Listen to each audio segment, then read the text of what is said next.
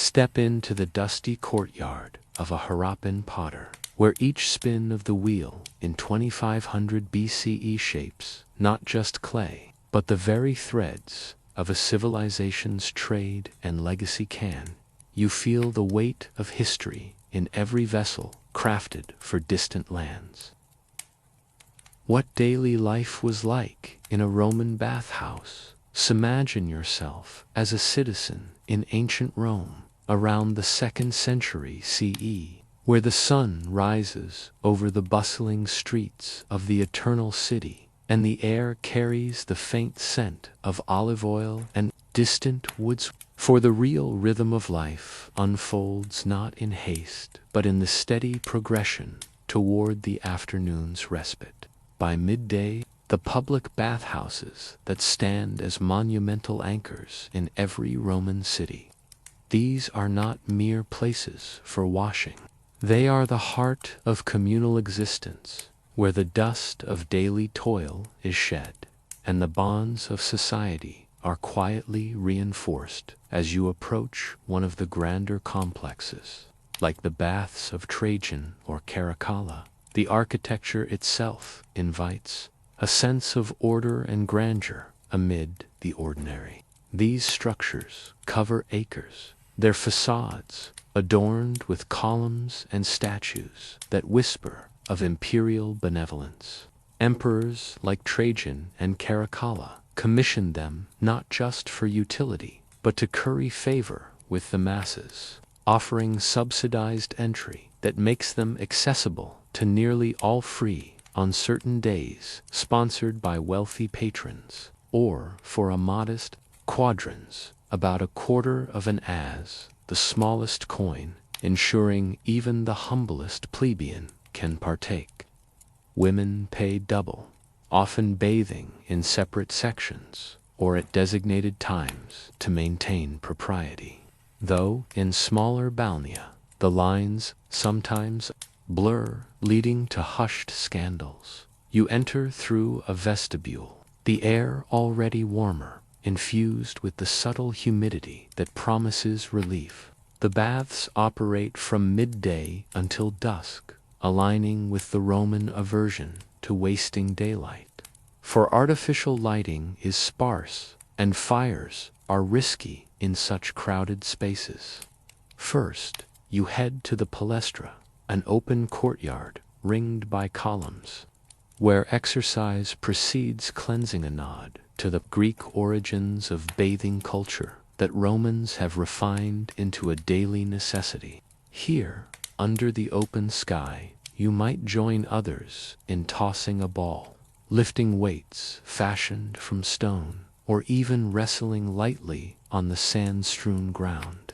It's not the fierce competition of the arena, but a gentle loosening of limbs, building appetite and camaraderie among friends and strangers alike. Slaves attend to the elite, but for you, a common citizen, it's a self-directed affair. The sweat mixing with the day's grime as a prelude to purity. Transitioning indoors, you strip in the apoditerium, the changing room, where niches in the walls hold your tunic and sandals, guarded by a capsarissa slave who watches over belongings for a small tip, though thefts are common enough to warrant caution. Nude or draped in a light cloth, you proceed to the tepidarium, the warm room, its floors heated by the ingenious hypocaust system. Hot air circulates beneath raised tiles on brick pillars, fueled by underground furnaces tended by stokers who labor unseen in the dim, sooty depths. The walls, lined with marble or intricate mosaics depicting sea creatures or gods, reflect the soft light from high windows, creating an ambience of serene detachment.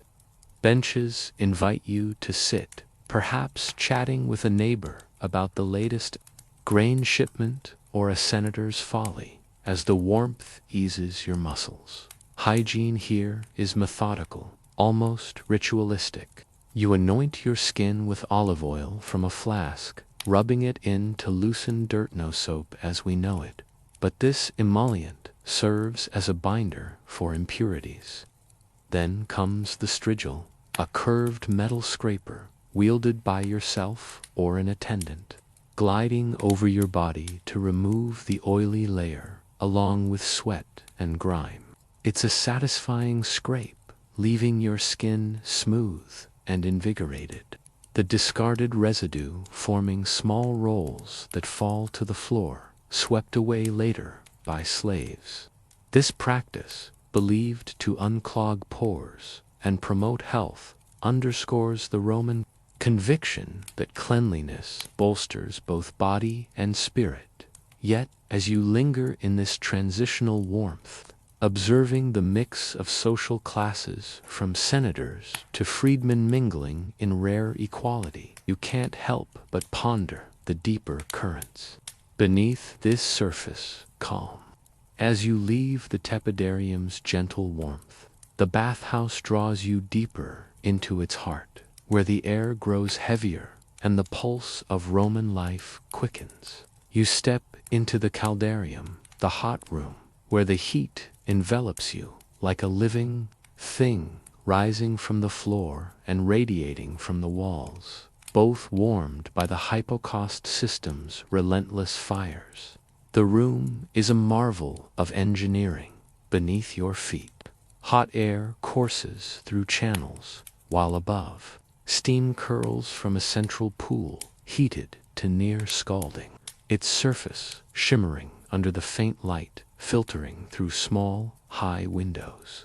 The walls, clad in polished marble or vibrant mosaics of Neptune or nymphs, glisten with condensation, and the air carries a faint metallic temps from the bronze pipes that feed the baths. Here, the Romans' obsession with order and cleanliness finds its fullest expression, but so too does their knack for turning necessity into social ritual.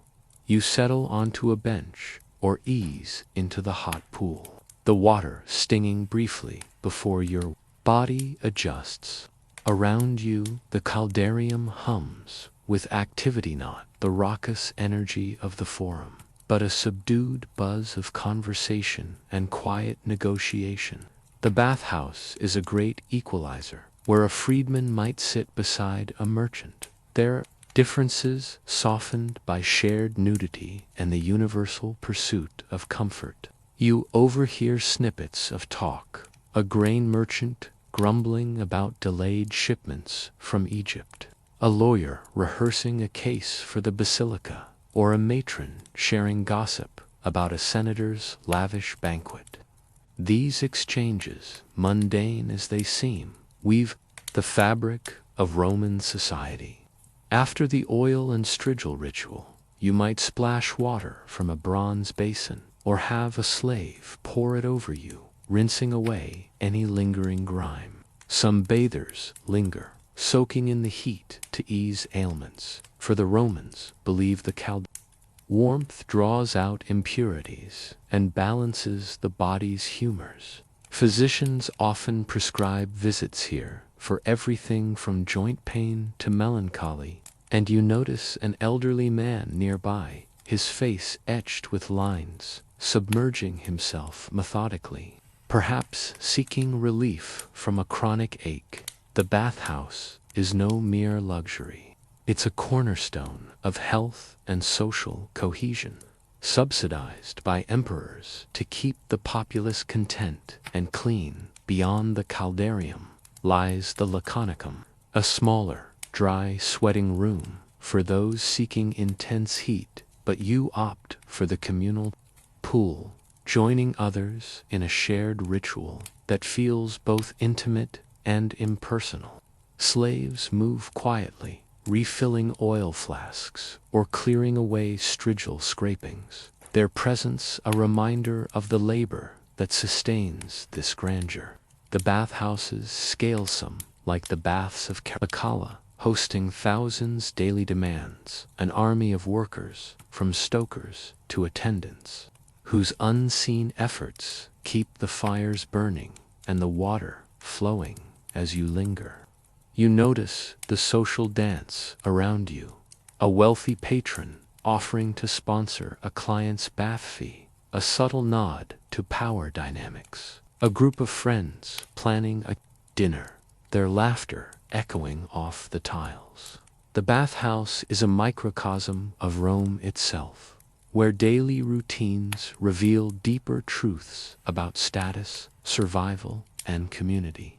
Yet, as the heat begins to wane, and you prepare to move to the cooler rooms, you wonder what final rituals await in the frigidarium, and how do these moments of respite shape the city's heartbeat.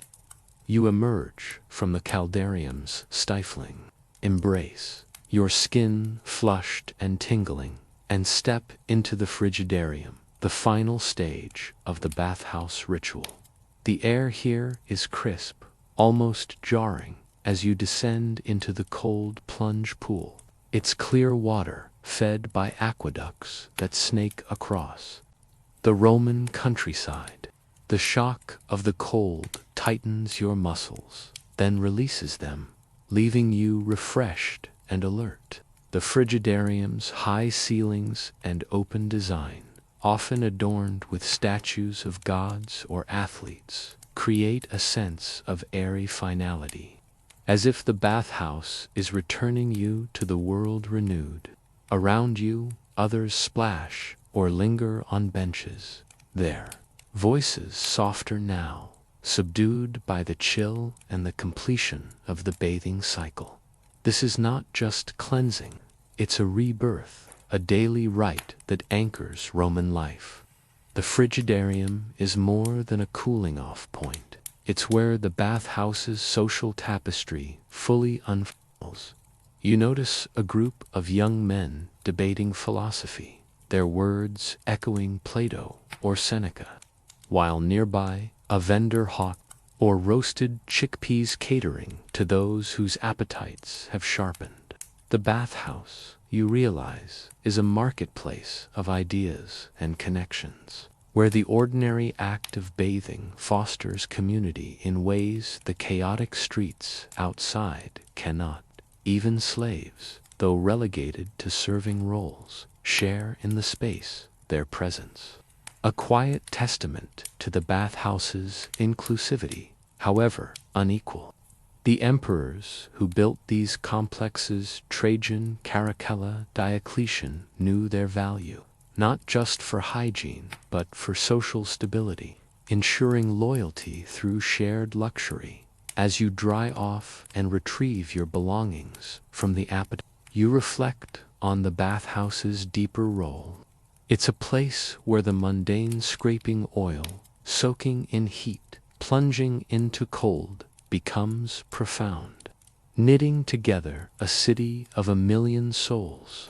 The routines here, repetitive and unremarkable, are the glue of Roman resilience, a daily escape from the grind of labor or the uncertainty of life in a sprawling empire. Yet, they also reveal tensions. The wealthy patrons, generosity masks, power plays, and the Capsarius's watchful eye hints at petty thefts born of desperation. Leaving the bathhouse, you step back into the late afternoon sun, your body clean, and your mind sharpened. The streets of Rome await, but you carry the bathhouse's calm with you, a reminder of how ordinary rituals sustain a civilization. These grand structures, with their intricate mosaics and ceaseless furnaces, stand as testaments to human ingenuity and the quiet power of routine. Their legacy endures, not just in the ruins that archaeologists now study, but in the idea that communal spaces, however humble their purpose, shapes societies. Today, our public parks or community centers echo this ancient need for connection, though they lack the bathhouse's all-encompassing ritual. As you walk away, you ponder, how did these daily habits, so vital to Rome's pulse, fade with the empire's decline, and what replaced them in the centuries that followed? Asterisk, asterisk, the routine chores of a medieval scribe in a monastery. Picture yourself in a damp, stone-walled monastery in 12th century England, nestled in a quiet valley where the mist clings to the hills at dawn. You are a scribe, one of a small brotherhood, tasked with preserving knowledge in an age when books are rarer than gold. Your day begins before sunrise, stirred by the bell for lauds, the first of the daily prayers that punctuate monastic life. The air is cold, your breath visible as you shuffle through the cloister to the church, your coarse woolen habit scratching against your skin. After prayers, you break your fast with a simple meal bread, perhaps a thin porridge, and water shared in silence while a monk reads scripture aloud. The meal is spare, for the rule of Saint Benedict, which governs your order, emphasizes frugality to keep the mind sharp and the soul humble. By mid-morning, you settle into the scriptorium, a high-ceilinged room where slanted desks line the walls, each bathed in the weak light filtering through narrow windows. The monastery, perhaps a Benedictine or Cistercian house, is a hub of learning in a world where literacy is a privilege of the few. Your tools are simple but precise: quills cut from goose feathers, ink made from oak galls and iron salts, and parchment scraped from sheepskin, its surface smooth but faintly textured under your fingers. The parchment is costly, often reused as a palimpsest, with older texts faintly visible beneath new ones, a ghostly reminder of the labor you inherit. Your task today is copying a manuscript, perhaps a psalter or a commentary on Augustine's works. The work demands patience, your hand moving slowly to form each letter in the precise Carolingian minuscule, a script revived under Charlemagne's reforms for its clarity. Every stroke is deliberate, for a mistake means hours of scraping the parchment clean with a knife, risking tears. The scriptorium is quiet, save for the scratch of quills and the occasional cough or rustle of a monk adjusting his stool. Silence is enforced, not just for discipline, but to preserve focus.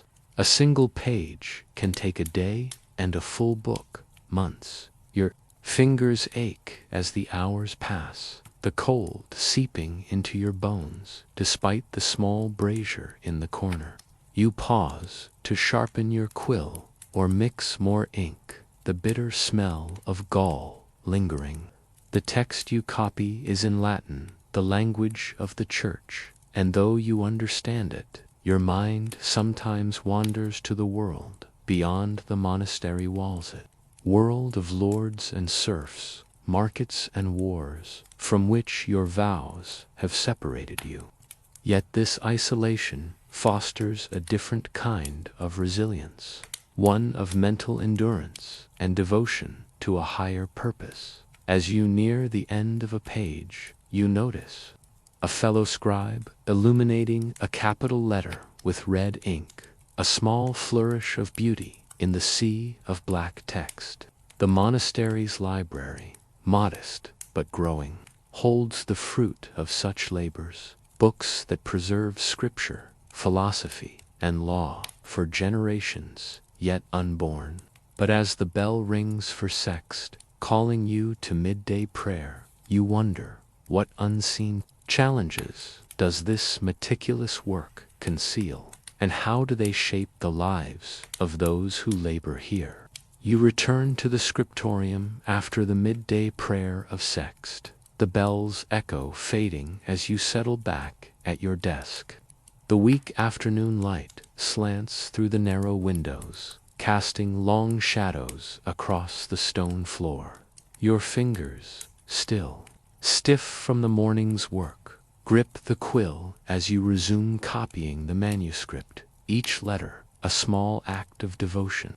The text before you a treatise, on theology, or perhaps a chronicle of local saints' demands, unwavering focus. For the monastery's purpose is not merely to preserve words, but to safeguard the divine and intellectual legacy of Christendom. The scriptorium, though silent, hums with the collective effort of your fellow scribes, each bent over their own work, their quills scratching like a quiet chorus. The physical toll of this labor is subtle but relentless. Your eyes strain to follow the exemplar, the original manuscript you are copying, its ink faded from years of use. The parchment beneath your hand is uneven, sometimes puckering where the animal hide was stretched imperfectly, and you must adjust your pressure to avoid blotting. Ink splashes are a scribe's nightmare.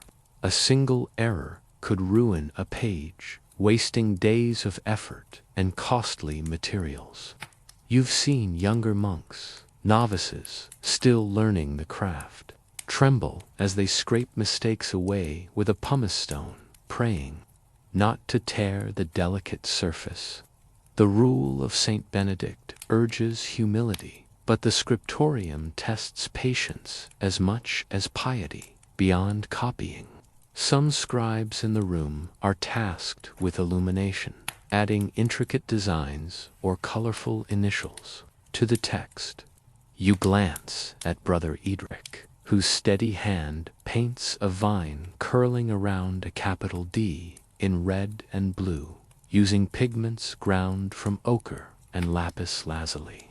These embellishments, though rare in your monastery's modest output, elevate the manuscript into a work of art, destined perhaps for a bishop's library or a noble's gift to the church.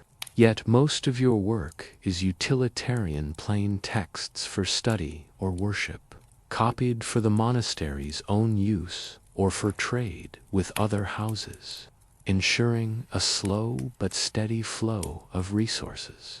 The scriptorium is not just a workplace, but a microcosm of monastic life where discipline and community intertwine. You share this space with men of varied backgrounds, some born to peasants, others to minor nobility, all bound by vows and the rhythm of prayer and labor. A senior scribe occasionally murmurs corrections, his voice low to maintain the silence, while a novice fidgets, unaccustomed to the hours of stillness. Outside, the world churns with feudal disputes and seasonal harvests, but here time moves to the cadence of quill and prayer. As the light fades and the bell for vespers approaches, you pause, your hand cramped and your back aching from the hunched posture. The page before you is nearly complete, a small victory in a task that feels endless. Yet, as you clean your quill, you wonder, what deeper purpose does this labor serve? And how do these quiet efforts ripple beyond the monastery's walls? The day draws to a close as you leave the scriptorium, the vespers bell summoning you to evening prayer. The manuscript you've labored over remains unfinished, a single page among dozens, each a testament to the slow, deliberate work of preservation. In the church, the flickering candlelight casts shadows on the stone walls, and the chants of your brothers rise in harmony, grounding you in the rhythm of monastic life. After prayers, a modest supper awaits perhaps, a broth with barley or a sliver of cheese on feast day Citon. In silence, as scripture is read, the meal is a brief pause before you return to the dormitory, where a straw pallet and a thin blanket offer rest until the midnight office of matin. Reflecting on your day, you see the scribe's work as more than copying words. Each manuscript is a lifeline, carrying knowledge through the chaos of a world where invasions, plagues, and fires threaten to erase the past. Your monastery, like others across Europe, is a fortress of learning, its library a bulwark against oblivion.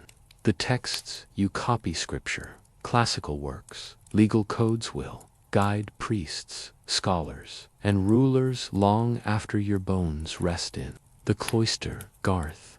Yet the labor is humbling. A dropped quill, a smudged line, or a moment of distraction can mar hours of work.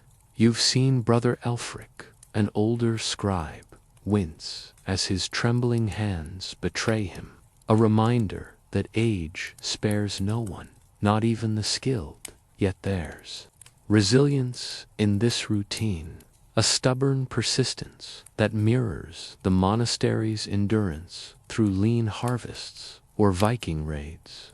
The act of copying, repetitive and unglamorous, is a form of survival. Touched. Some will travel to distant monasteries, others to cathedral schools, spreading knowledge like seeds on the wind.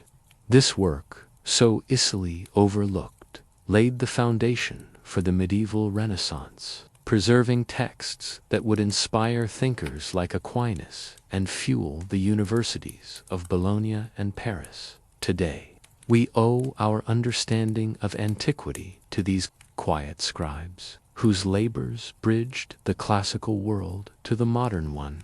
But the scribe's life raises questions that linger in the dark. How did these monks, cloistered from the world, find meaning in such repetitive toil? And what of the texts they chose not to copy, lost forever to time, as sleep pulls you under? You wonder how these silent acts of preservation shaped the world beyond the monastery's walls, and what echoes of their work remain in our own time. Asterisk, everyday survival in an ancient Egyptian Nile village. You awaken at dawn in a small mud brick house along the Nile. The air is cool, carrying the earthy scent of the river, its waters lapping gently nearby, the lifeblood of your world. As a farmer in this fertile floodplain, your life is tethered to the river's rhythms, its annual inundation dictating the seasons of sowing and harvest. Your home is simple: walls of sun-dried mud brick, a flat roof of palm fronds, and a packed earth floor where your family sleeps on reed mats. You rise, your wife already grinding immer wheat on a stone quern for flatbread, while your children fetch water from a communal well, their chatter mingling with the bleating of goats. Your day begins with a walk to the fields, your feet sinking slightly into the rich black silt left by the receding floodwaters. The Nile's inundation, governed by the god Hapi, has just ended, leaving the land fertile but demanding swift action. You carry a wooden hoe, its blade worn from years of breaking soil, and join neighbors in a collective effort to plow and plant. The village thrives on cooperation. Fields are worked communally, and irrigation channels dug and maintained by all direct water to crops like barley, flax, and onions. The shadoof, a simple lever with a bucket, swings rhythmically as you lift water from the Nile, a task as old as the pyramids looming faintly in the distance. Food is your family's anchor. Your diet is humble but sustaining: bread, beer brewed from barley, and vegetables like leeks or lentils, occasionally supplemented with fish from the river, caught with nets or speared in the shallows. Meat is rare, reserved for festivals or offerings to the gods, whose presence you feel in every ripple of the Nile.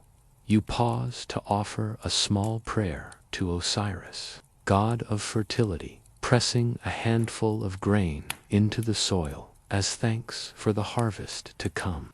Religion is woven into daily life. Amulets dangle from your neck, warding off evil, and a small shrine in your home holds a figurine of Base, protector of households. The village is a tight-knit web of mud brick homes clustered near the river for access to water and protection from floods. You know every face potters shaping clay vessels, weavers crafting linen from flax, and the village scribe who records taxes for the pharaoh's overseers. Taxes, paid in grain or labor, are a constant pressure. Part of your harvest will go to the temple or the pharaoh's granaries, a reminder of the distant power in Memphis. Yet life here is resilient, shaped by the predictable cycle of flood, planting, and harvest. Each season a quiet victory over scarcity, as you work the fields, sweat beating under the rising sun. You notice the scribe approaching, papyrus in hand, to tally the village's output. His presence stirs in ease what demands might the pharaoh's court place on your small community, and how will they test your ability to survive another year? By midday, the sun blazes overhead, and you pause in the fields to share a meal with your neighbor's flatbread, a few dates, and a jug of beer passed around as you rest under a palm's scant shade. The village pulses with activity. Women weave baskets by the river, children herd geese, and a potter fires clay jars in a kiln, the smoke curling skyward. Your work continues with the shadoof, lifting water to irrigate the fields, your muscles aching from the repetitive motion. The irrigation channels, meticulously maintained, are a lifeline. A single breach could spell ruin, so you join others to reinforce the mud banks. Your hands caked with silt, the scribe's earlier visit lingers in your mind. His records determine how much grain you'll owe to the pharaoh's granaries, a tax that can mean the difference between abundance and hunger. Last year, a poor flood left yields low, and some families bartered tools or labor to meet their quotas. You've heard tales of corvée labor forced work on the pharaoh's projects, like canals or temples demanded when grain falls short. The village headman, a respected elder, negotiates with the scribe, but his influence is limited against the might of Memphis. Still, the community adapts, sharing surplus when one family falters, a quiet resilience born of necessity. Daily life is not just labor. It's punctuated by rituals that bind you to the gods and each other. At noon, you join a small offering at the village shrine, where a priest pours Nile water over a statue of Hapi, praying for the river's continued generosity. The gods are ever present, their favor sought in every task. Your wife, skilled in weaving, offers a strip of linen to Hathor, goddess of love, for your daughter's health. These acts, small and routine, weave spirituality into survival, grounding your village against the unpredictability of flood or drought. Social bonds are as vital as the Nile itself. You trade gossip with a neighbor about a marriage alliance between two families, strengthening the village's web of loyalty. Disputes, often over water rights or stray livestock, are settled by the headman under a sycamore tree, his judgments accepted to maintain harmony. Yet, external pressures loom. Rumors from traders speak of unrest in the south, or demands for more labor to build the pharaoh's latest monument. Your village, though small, is not isolated. It's tethered to the broader machinery of Egypt's empire. As the afternoon wanes, you return to the fields, the soil now sown with barley seeds. The work is grueling, but the promise of a good harvest fuels your endurance. Yet, as you glance at the Nile, its waters glinting under the setting sun, a question nags. Will the river's flood be kind next year, or will its caprice test your village's resilience once more? The sun dips below the horizon, painting the Nile gold as you trudge home, your body weary from the day's labor. Your family gathers in the small courtyard of your mud brick house, sharing a meal of bread, lentils, and fish, the air filled with the laughter of your children and the soft clatter of clay bowls. The village settles into a quiet rhythm. Torches flicker as neighbors repair tools or weave by lamplight, and the distant cry of a jackal punctuates the night. Your wife recounts the day's gossip, a weaver's new pattern. The Nile's cycles have sustained your people for centuries, each flood a renewal that demands collective effort. Your village's survival hinges on cooperation, from sharing tools to rebuilding after a bad flood. Last year's lean harvest taught you to store extra grain in clay jars, buried beneath the floor to thwart pests.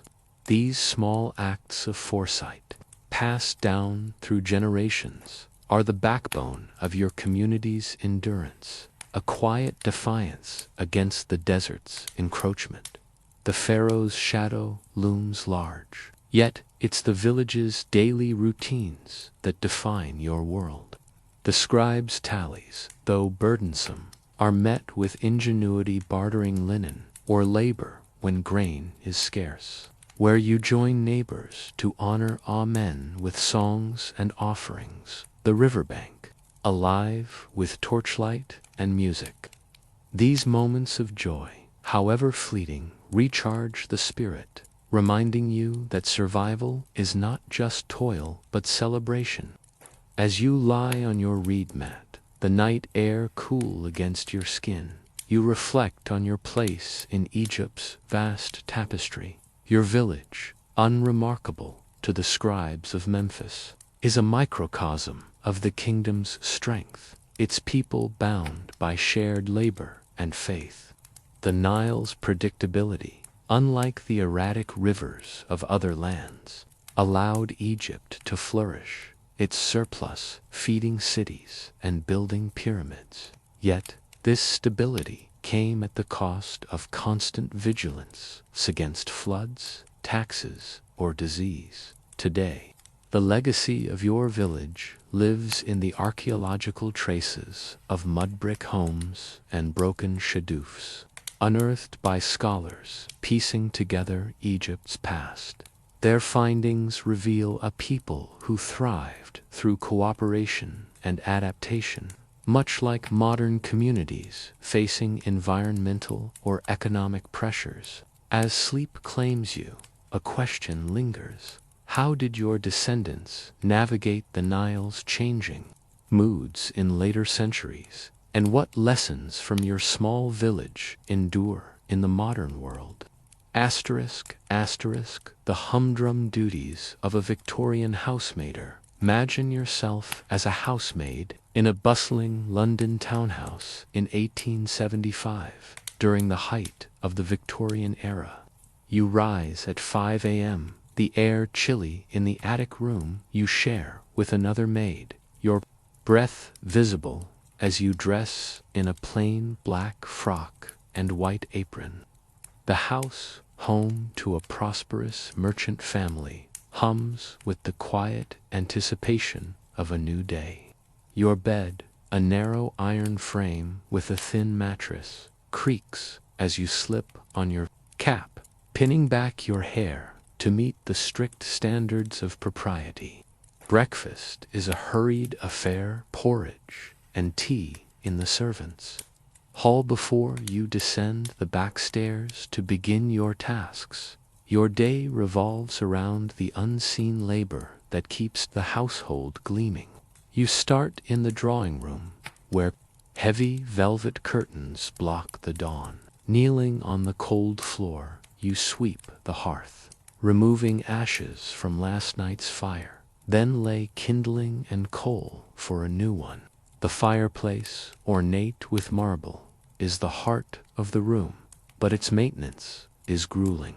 Soot blackens your hands, and the brush wears your knuckles raw. Next, you dust the mahogany furniture, polishing each surface with beeswax until it shines, careful not to disturb the mistress's collection of porcelain figurines.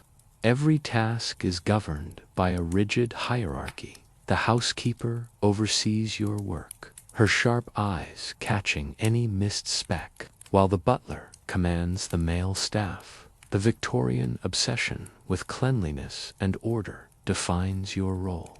You scrub floors with a mixture of vinegar and water, the sharp smell stinging your nose, and beat rugs outside with a wicker beater, clouds of dust rising with each thwack. The household depends on your labor to maintain its respectability, a reflection of the family's status in a society obsessed with appearances. Your wages, perhaps £15 a year, are meager, but they're a lifeline, often sent home to support a family in the countryside. Many maids like you are young, some barely 14, drawn from rural villages to serve in the swelling cities of industrial Britain. Your work is repetitive but vital, a cog in the machinery of the household. You carry hot water up 3 flights of stairs for the family's morning wash, the copper jug heavy in your arms, and empty chamber pots discreetly, a task you perform with practiced detachment.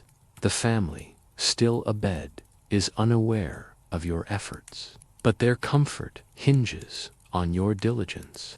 By mid-morning, as the mistress rings for tea, you pause briefly, your back aching from hours of bending. The house is a world of contrast opulence upstairs. Toil below, and you navigate it with quiet resilience, knowing a single mistake could cost your position. As you polish the brass doorknobs, their cold metal warming under your cloth, you overhear the housekeeper discussing the day's menu with the cook. The family expects guests tonight, adding to your workload. What pressures will this bring, and how will you balance the demands of a grand dinner with your endless daily chores? By noon, the townhouse buzzes with preparations for the evening's dinner party, and your duties multiply. You move to the dining room, where the long mahogany table must be polished to a mirror-like sheen. You lay out the silver cutlery, each piece inspected for tarnish, and arrange crystal glassware that sparkles under the chandelier's gaslight.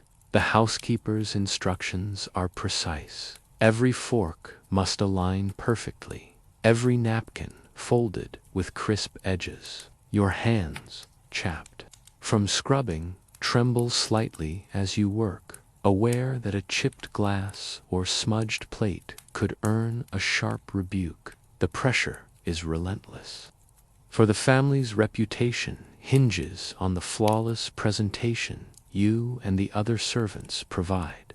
After setting the table, you assist in the kitchen, carrying trays of linens or fetching coal for the stove, where the cook sweats over sauces and roasts.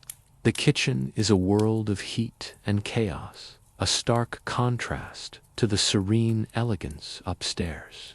You glimpse the scullery maid, a girl younger than you, scouring pots with sand, her hands red and raw.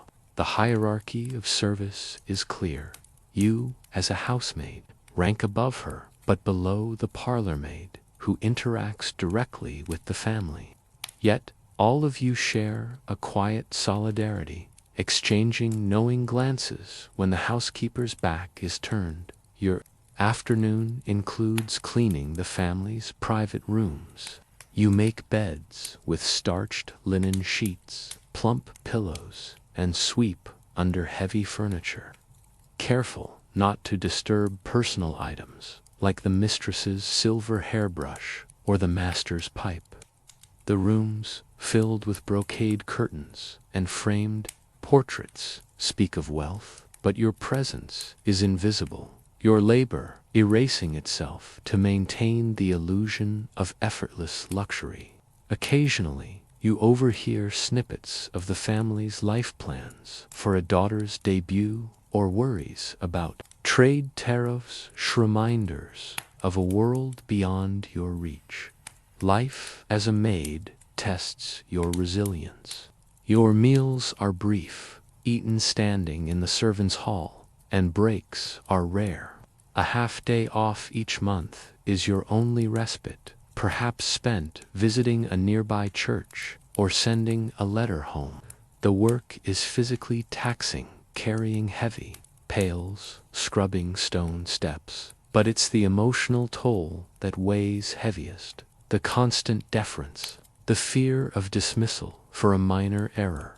Yet you persist, driven by duty to your family and the slim hope of saving enough for a better future. As evening approaches, you light the oil lamps and draw the curtains, the house glowing with warmth for the guests' arrival. The dinner party will keep you working late, fetching coals and clearing plates. As you adjust a candelabra, you wonder, how will you endure the long night ahead?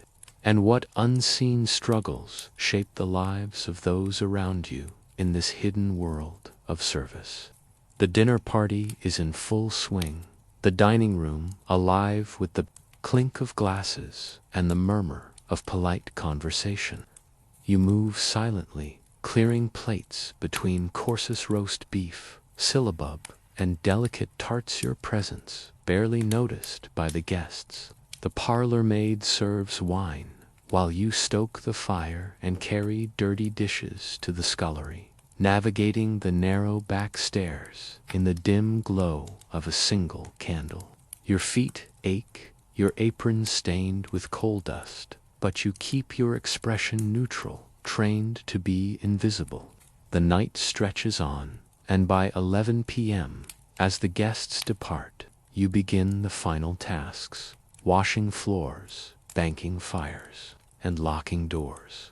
This grueling routine is the backbone of Victorian domestic life.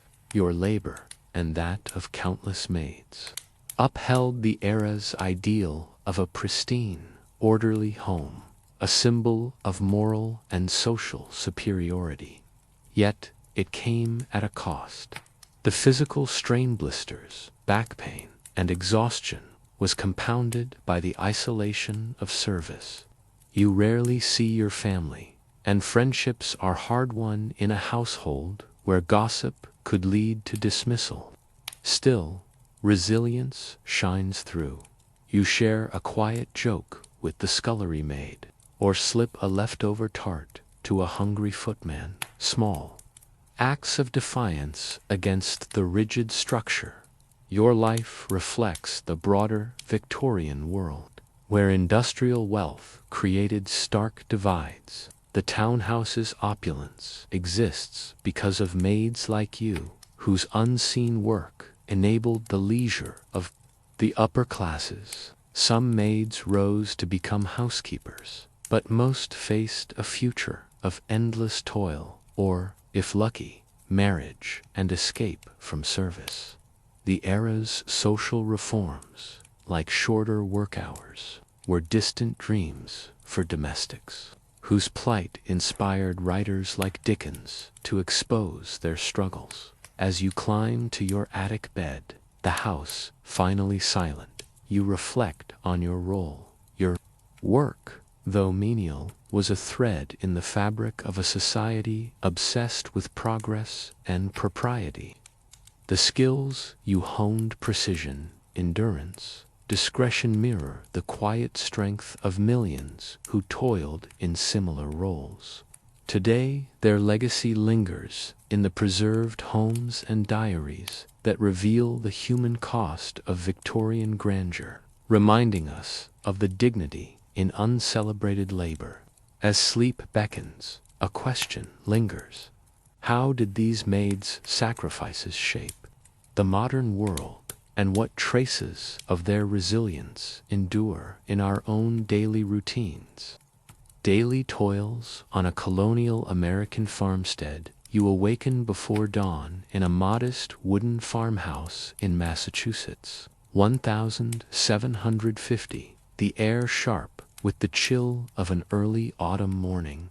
Your family's farmstead, carved from the wilderness, sits on the edge of a small colonial settlement, surrounded by fields and dense forest. As a farmer's wife, your day is a relentless cycle of labor, shared with your husband and children, to sustain your household in a land both bountiful and unforgiving. You rise from a straw-filled mattress, the rough-hewn beams of the low ceiling barely visible in the dim light of a tallow candle. After pulling on a woolen petticoat and linen cap, you stoke the hearth fire, its embers still warm from the night, to boil water for a simple breakfast of cornmeal mush and cider. Your morning begins with chores that anchor the farm's survival. You milk the cows in the barn, your hands steady despite the cold, the rhythmic hiss of milk into the wooden pail, a familiar sound. The milk will be churned into butter or cheese, vital for both sustenance and trade at the nearby market. Meanwhile, your husband and eldest son are in the fields, plowing with an ox-drawn plow or harvesting Indian corn, their breath steaming in the crisp air.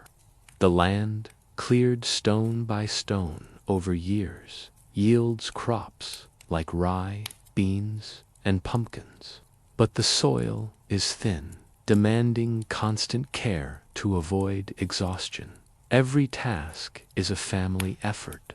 Your younger children gather eggs from the hens or fetch water from a nearby stream, their small hands learning the work that defines colonial life.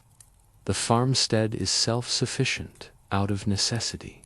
You spin flax into thread, preserve vegetables in crocks, and mend clothes worn thin by labor. The community, though scattered, is interdependent. Neighbors barter goods your butter for their maple syrup or share tools during planting season. Sundays offer a pause when you walk to the meeting house for sermons, a rare moment to connect with others, though gossip about land disputes or Indian raids often follows. The rhythm of your day is dictated by the seasons and the land's demands. You tend a small garden near the house, growing herbs like sage and thyme for cooking and medicine, a hedge against illness in a place far from doctors. The forest looms close, both a resource for timber and a source of fear, with stories of wolves or raids by native tribes who contest these encroaching settlements. As you churn butter, the steady thump of the churn echoing in the quiet, you notice a neighbor approaching with news of a town meeting. What decisions might they bring, and how will they test your family's fragile hold on this hard-won land? By midday, the sun climbs higher, warming the fields as you pause to share a meal with your family. Cornbread, salted pork, and apples from the orchard, eaten on a rough-hewn table in the yard. The neighbors' news of the town meeting lingers. A call to repair the communal mill or raise a militia to guard against rumored raids. Such demands strain the farmstead, pulling your husband from the fields and adding to your already full load. You return to your tasks, carding wool from the spring shearing, your fingers working the combs to untangle fibers for spinning. The wool, coarse but warm, will become blankets or stockings, essential for the coming winter. The afternoon is a blur of chores. You preserve beans in brine, a task requiring careful boiling to avoid spoilage, and check the smokehouse where hams cure over hickory embers. Your children help, carrying firewood or feeding the pigs, learning the skills that ensure survival. The farmstead is a delicate balance. One failed crop or sick animal could tip the family toward hardship. You barter surplus eggs for candles. At the village store, a reminder of the community's web of exchange that cushions against scarcity. Yet tensions simmer. Disputes over land boundaries or water rights can fracture neighborly bonds. And you've heard whispers of families leaving for the frontier, seeking richer soil. Daily life is steeped in practicality, but also faith. You pause to pray, thanking God for the harvest, a habit reinforced by the meeting house's Puritan teachings. A small Bible, one of the family's few books, rests on a shelf beside a chipped pewter tankard. Symbols of spiritual and material survival. Illness is a constant threat. Last winter, a fever took a neighbor's child, and your own daughter's cough worries you. You brew a tea from garden herbs, hoping to ward off sickness, knowing the nearest doctor is a day's ride away. The farmstead's isolation fosters resilience, but also vulnerability. The forest edge, where you gather firewood, holds both resources and dangers. Bears, wolves, or the rare, tense encounter with native hunters. Your husband keeps a musket by the door, a precaution born of necessity. As you spin wool by the hearth, the wheels hum a steady rhythm. You overhear your children whispering about the town meeting's outcome. Will it demand more labor or resources? And how will your family adapt to the growing pressures of this colonial frontier? As dusk settles, you light the hearth fire, its glow warming the farmhouse as you prepare a supper of stewed pumpkin and bread. Your husband returns from the town meeting, his face lined with worry. The community must contribute labor to fortify the palisade, a response to heightened fears of native raids. The meal is quiet, the weight of new responsibilities tempering the usual chatter. After supper, you mend a torn shirt by candlelight, the needle's rhythm a small comfort as your children sleep nearby, their soft breaths mingling with the crackle of the fire. This life of toil is a testament to endurance. The farmstead's survival depends on your family's ability to adapt rotating crops to preserve the soil, storing apples in the root cellar for winter, or trading surplus for iron tools. The community, though strained by external threats, binds together through shared labor, like barn raisings or harvest gatherings. Your resilience mirrors that of thousands of colonial families whose hard-won farms laid the groundwork for an emerging nation. Yet the cost is steep: exhaustion, fear of illness, and the constant negotiation with a land that gives generously but demands relentlessly. Your work, though uncelebrated, is the backbone of colonial society. The butter you churn, the crops you tend, and the clothes you mend sustain not just your family, but the broader economy, feeding towns and fueling trade with England. The meeting house, where you gather weekly, reinforces this collective spirit, its sermons urging perseverance and gratitude. But the frontier's dangers, disease, conflict, or crop failure remind you that survival is never guaranteed. As you bank the fire for the night, you reflect on your place in this rugged world. Your farmstead, built through years of sweat and sacrifice, is a small victory against the wilderness. Its legacy endures in the towns and cities that grew from such settlements, their foundations rooted in the labor of families like yours. Today, Historians uncover your story in weathered diaries or rusted tools, revealing the quiet strength that shaped America's early years. As you lie down, the house creaking in the wind, a question lingers. How did your descendants carry forward this legacy of perseverance, and what challenges did they face as the colonies grew? The quiet crafts of a Japanese Edo period artisan you awaken in a modest wooden house in Edo, Japan, in the year 1800, during the heart of the Edo period, under the Tokugawa shogunate. The air carries the faint scent of cedar and tatami mats as you rise from a futon spread on the floor. As an artisanal lacquerware maker in this bustling city of 1,000,000 souls, your life is one of precision and patience, your craft a small but vital thread in the tapestry of a rigidly ordered society.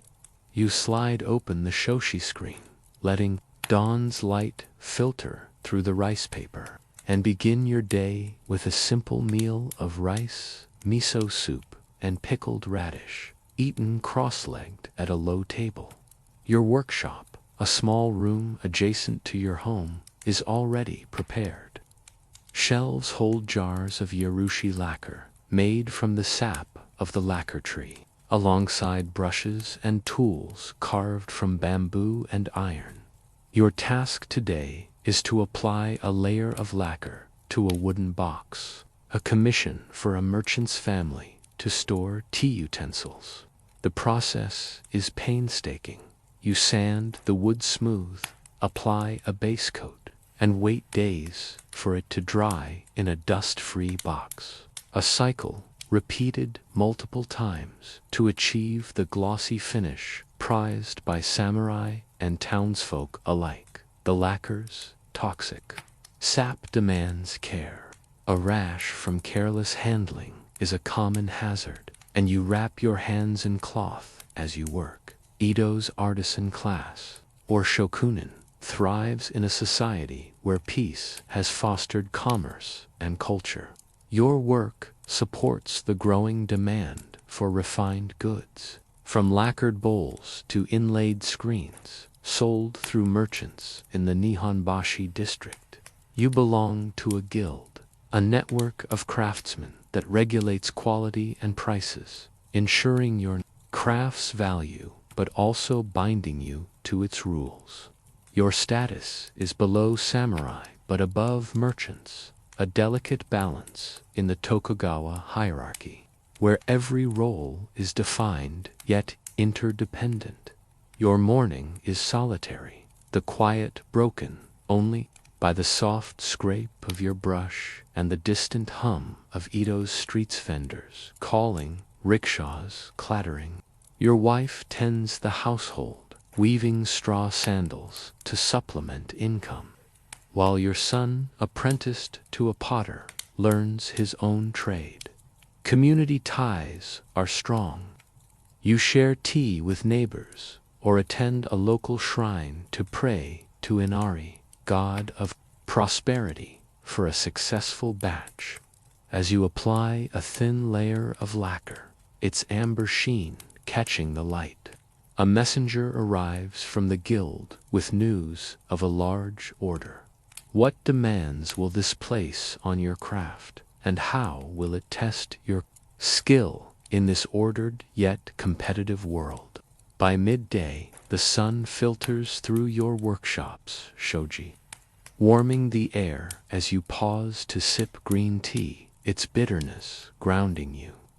The guild's messenger has left you with details of the new order, a set of lacquered trays for a household, requiring intricate maki designs, gold dust sprinkled into wet lacquer to form delicate patterns. This is a rare opportunity, as such commissions can elevate your reputation, but the work demands precision and time, stretching your resources thin. You inspect your supply of gold powder, a costly import, and calculate the days needed to complete. each tray knowing a single flaw could disgrace your name. Your afternoon is consumed by preparing the trays. You mix lacquer with care, stirring it to the perfect consistency, and apply it in thin layers, each requiring days to cure in the humid, dust-free box you've built. The process is meditative, yet unforgiving. A stray hair or speck of dust can ruin the finish, forcing you to start over. Your hands, though skilled, bear scars from years of handling urushi. Its sap occasionally blistering your skin despite precautions. You work in silence. The only sound the soft brushstrokes and the occasional chirp of a sparrow outside.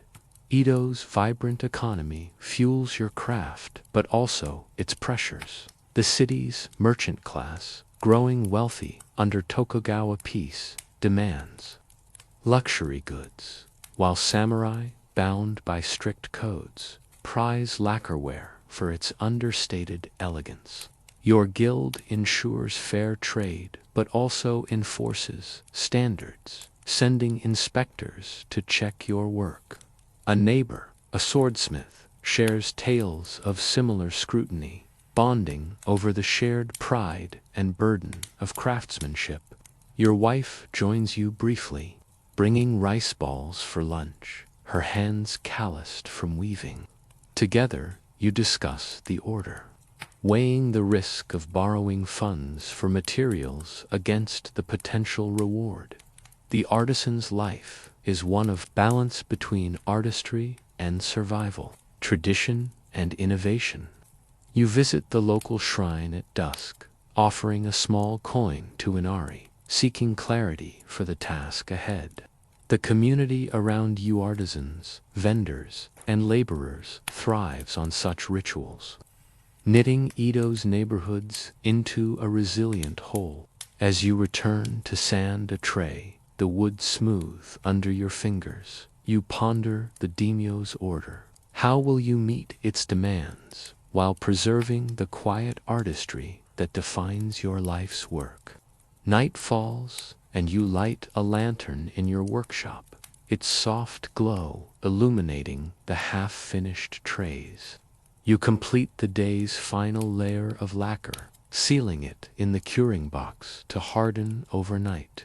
Supper awaits a modest spread of rice, grilled fish, and seaweed shared with your wife and a visiting neighbor, a weaver who brings news of Edo's markets.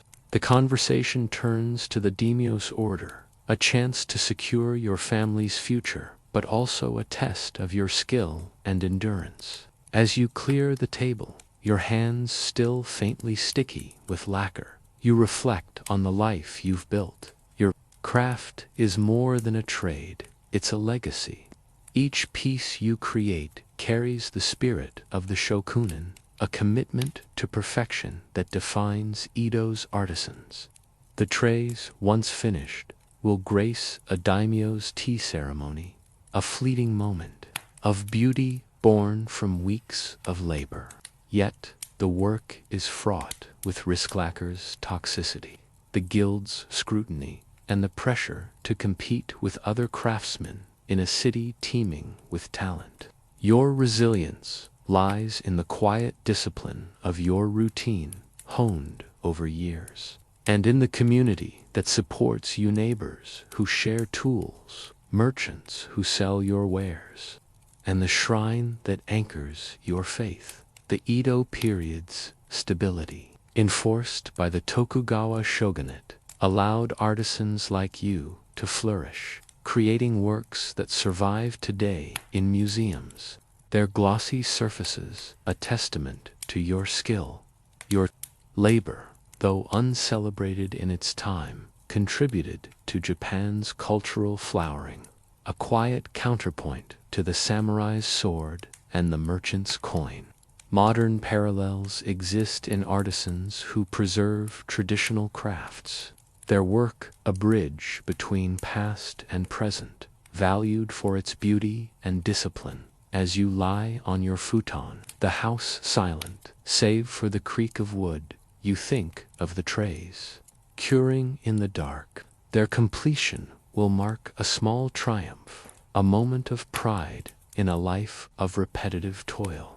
Yet a question lingers. How will the changing tides of Edo's economy and society, already shifting with foreign trade, reshape the future of artisans like you? Mundane market days in Ottoman Istanbul. You awaken at dawn in a modest stone house in Istanbul, 1650, during the Ottoman Empire's vibrant yet turbulent era. The call to prayer from a nearby minaret drifts through the wooden shutters, stirring you from a simple bed of woven mats as a small-scale spice vendor in the bustling Grand Bazaar. Your life revolves around the rhythms of trade in one of the world's greatest cities. You dress in a linen tunic and turban, then share a breakfast of flatbread olives and diluted yogurt with your family, the aroma of brewing coffee lingering in the air. The narrow streets outside hum with early activity cart wheels creaking, neighbors calling greetings as you prepare for the market day. Your stall, a cramped wooden booth in the bazaar's labyrinthine alleys, awaits in the heart of Istanbul's commercial pulse. You load a donkey with sacks of saffron, cumin, and sumac, sourced from traders along the Silk Road, and navigate the crowded streets to the market. The Grand Bazaar, a sprawling maze of vaulted ceilings and colorful wares, is already alive with merchants arranging display silks, copper pots, and dried fruits while janissaries patrolled to maintain order. You arrange your spices in clay jars, their earthy scents mingling, and sprinkle a pinch of saffron as an offering to attract good fortune, a habit learned from your father. Your work is humble but vital. Spices are prized not just for flavor, but for medicine and status, sought by cooks for palace kitchens and housewives alike. You weigh portions on a brass scale, haggling with customers in a mix of Turkish, Arabic, and Greek, languages that flow through Istanbul's cosmopolitan veins. The city's diversity: Muslims, Christians, Jews, and travelers from Persia to Venice shapes the market's rhythm, where deals are sealed with a handshake and a cup of tea. Taxes to the Sultan's treasury, collected by stern officials, are a constant burden, but you manage by keeping meticulous records on scraps of paper. The bazaar is more than a marketplace. It's a community. You share gossip with a neighboring cloth merchant or barter cumin for his dyed linen, strengthening ties that sustain your trade. Yet competition is fierce, and you must charm customers with quick wit and fair prices.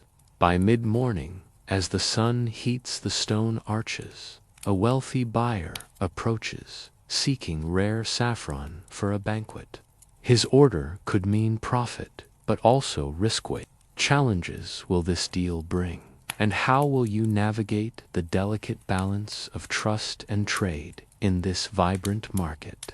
By noon, the Grand Bazaar thrums with activity, the air thick with the scents of roasted chestnuts and your own spices. The wealthy buyer, a steward for a high-ranking pasha, haggles fiercely over the saffron, demanding a large quantity at a steep discount.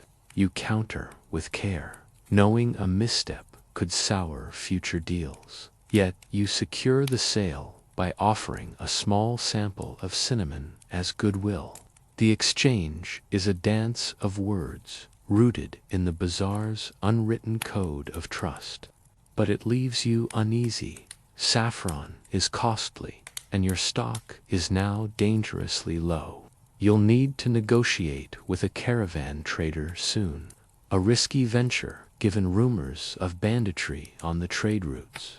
Your afternoon is spent tending the stall, weighing spices for a stream of customers, cooks, apothecaries, and housewives, each with their own demands. You measure cumin with a steady hand, wrapping it in cloth for a Greek baker, and advise a young bride on sumac for her first feast. The bazaar's diversity is your strength. You've learned phrases in Armenian and Persian to ease transactions, and your reputation for fair weights keeps customers returning. Yet, the market is not without tension. A rival vendor eyes your stall, his prices undercutting yours, and you hear whispers of a guild inspection, ensuring no one adulterates their wares. Community sustains you. You share a pipe with a coppersmith during a lull, discussing the Sultan's latest decree raising taxes. The bazaar's merchants form a tight-knit web, bartering goods and information, from news of distant wars to the price of pepper. Your wife visits, bringing a lunch of stuffed grape leaves, and you discuss the saffron deal, weighing the cost of restocking against the family's needs. Faith anchors your routine. You pause for the midday prayer at a nearby mosque, the cool tiles soothing your feet as you seek blessings for prosperity. The bazaar is a microcosm of Ottoman resilience, thriving despite political upheavals and economic strain. Your small role, though uncelebrated, fuels Istanbul's kitchens and apothecaries, linking you to a vast empire. As the sun dips, you tally the day's earnings, a mix of silver, ackee, and bartered goods. The pasha's order has stretched your resources, and the guild's looming inspection adds pressure. How will you secure enough saffron, and what risks await in the intricate web of trade that defines your life? As dusk settles, the bazaar quiets, and you pack your remaining spices, securing them in locked chests to deter thieves. You join the evening prayer at the mosque, then return home, where your family shares a supper of lentil stew and bread, the lamplight casting soft shadows. The day's earnings are modest, but enough to cover the week's needs, though the saffron shortage weighs heavily. You discuss with your wife the need to meet a caravan trader tomorrow, a journey to the city's edge that carries risks of theft or deceit. Your life as a vendor is a testament to resilience. The bazaar's web of trade spices from India, silk from Persia sustains Istanbul, and your small stall plays its part. You've learned to navigate competition, taxes, and the guild's strict oversight, balancing profit with honor. The community bolsters you. A neighbor loans you a sack of cumin when supplies ran low, and you repay with a jar of honey. Faith, too, is an anchor. Your prayers to Allah for protection and prosperity are as routine as weighing spices. Your work, though mundane, fueled the Ottoman Empire's golden age, connecting distant lands. The Grand Bazaar, a hub for centuries, shaped Istanbul's identity as a crossroads of cultures. Today, its arches and stalls remain a testament to the endurance of traders like you, whose daily labors supported a vast imperial economy.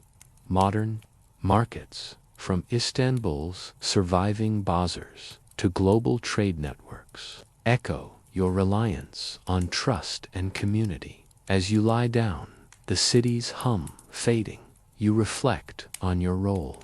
Each sale, each haggle was a thread in the empire's fabric, sustaining families and palaces alike. Yet, as you drift to sleep, a question lingers. How will the shifting tides of Ottoman politics and global trade, already stirring, reshape the bazaar and your place within it? The simple rhythms of a Viking longhouse household you awaken in the dim light of a Viking longhouse in Norway. Around 950 CE, the air thick with the scent of wood smoke and damp wool. The longhouse, a sturdy structure of timber and turf, stretches long and low, its walls insulating against the biting coastal wind. As a member of a farming household, perhaps the wife of a freeholder, your life revolves around the hearth, the heart of this communal home where your extended family, parents, children, and kins sleep on benches along the walls. You rise from a bed of furs, pulling on a linen shift and woolen dress, pinned with bronze brooches, and stoke the central fire to warm the space. Breakfast is simple: barley porridge and sour milk, shared from a wooden bowl as the household stirs. Your morning begins with chores that sustain the household. You milk the goats in the attached byre, their breath steaming in the cold, and carry the milk to churn into butter or cheese, staples for the long winter ahead. Your husband and older sons head to the fields, plowing with an ard or tending to barley and oats, while younger children gather kindling from the nearby forest. The land is harsh, with thin soil and a short growing season, but your family's survival depends on coaxing enough from it to fill the larder.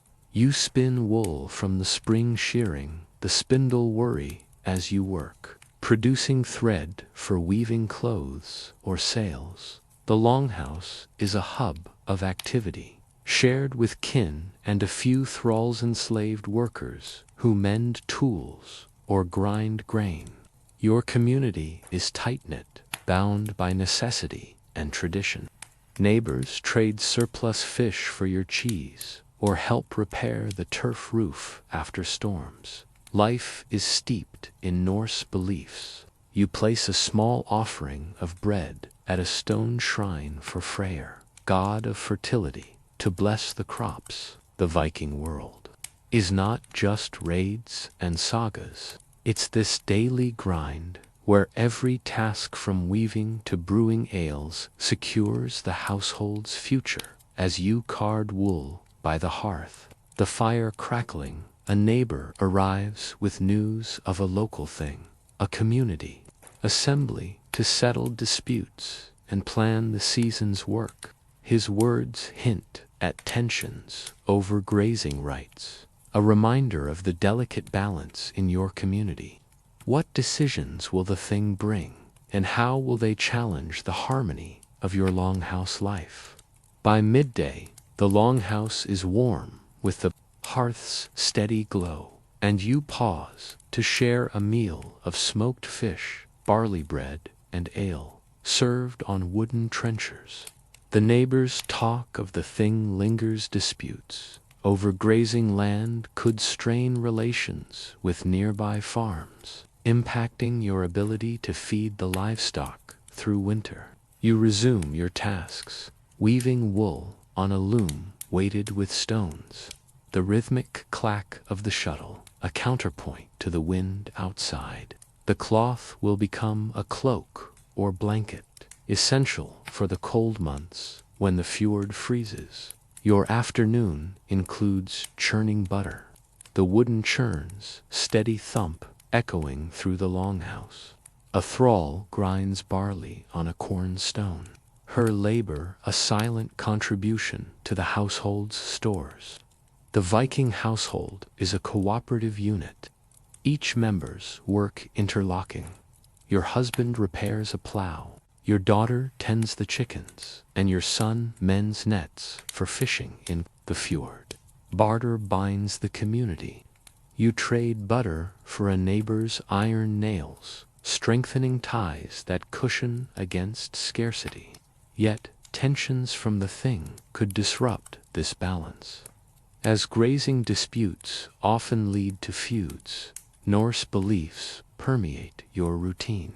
You carve a small rune on a loom weight, invoking protection from Frigg, goddess of the household, to ensure your weaving holds strong. The longhouse itself is a sacred space, its hearth symbolizing continuity, its doorposts etched with symbols to ward off misfortune. Illness is a constant fear. A cough spreading through the household could mean disaster, and you brew a remedy from wild herbs, trusting in traditional knowledge. The community shares such remedies, just as they share labor during harvests or shipbuilding. The Viking world is one of resilience, where survival hinges on preparation and cooperation. Your longhouse, though simple, is a fortress against the elements, its routines, a shield against uncertainty. As you weave the fire, casting shadows on the turf walls, you overhear your husband discussing the thing with a kinsman. Their voices hint at a proposed compromise over the grazing land. How will this decision shape your household's future? And what challenges will arise as the community navigates its fragile bonds? Night falls, and you bank the hearth fire, its embers glowing as you prepare a supper of stewed mutton and root vegetables, the longhouse filled with the warmth of shared food. Your husband recounts the thing's outcome. A compromise was reached, granting shared grazing rights, but it requires your family to contribute labor to fence the fields. The meal is a moment of unity, with stories of ancestors and sagas told by the fire, binding the household in shared history. After supper, you mend a torn tunic, the needle's rhythm soothing as the wind howls outside. Your life in the longhouse is a testament to endurance. Every task milking, weaving, preserving fish builds a buffer against the harsh Nordic winters. The community's strength lies in its interdependence. Neighbors join to rebuild after storms or share surplus during lean years. Your household, including thralls, works as a unit, each role vital to survival. The Viking ethos of resilience, rooted in cooperation and preparation, sustained settlements like yours, laying the foundations for Scandinavian culture. Your work, though uncelebrated, was essential to the Viking age.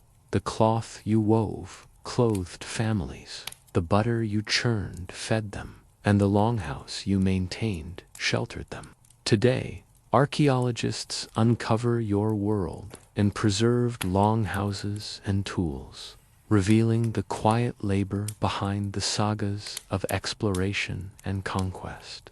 Modern parallels exist in rural communities that rely on shared effort, their resilience echoing your own dot as you lie on your furs, the longhouse creaking in the night.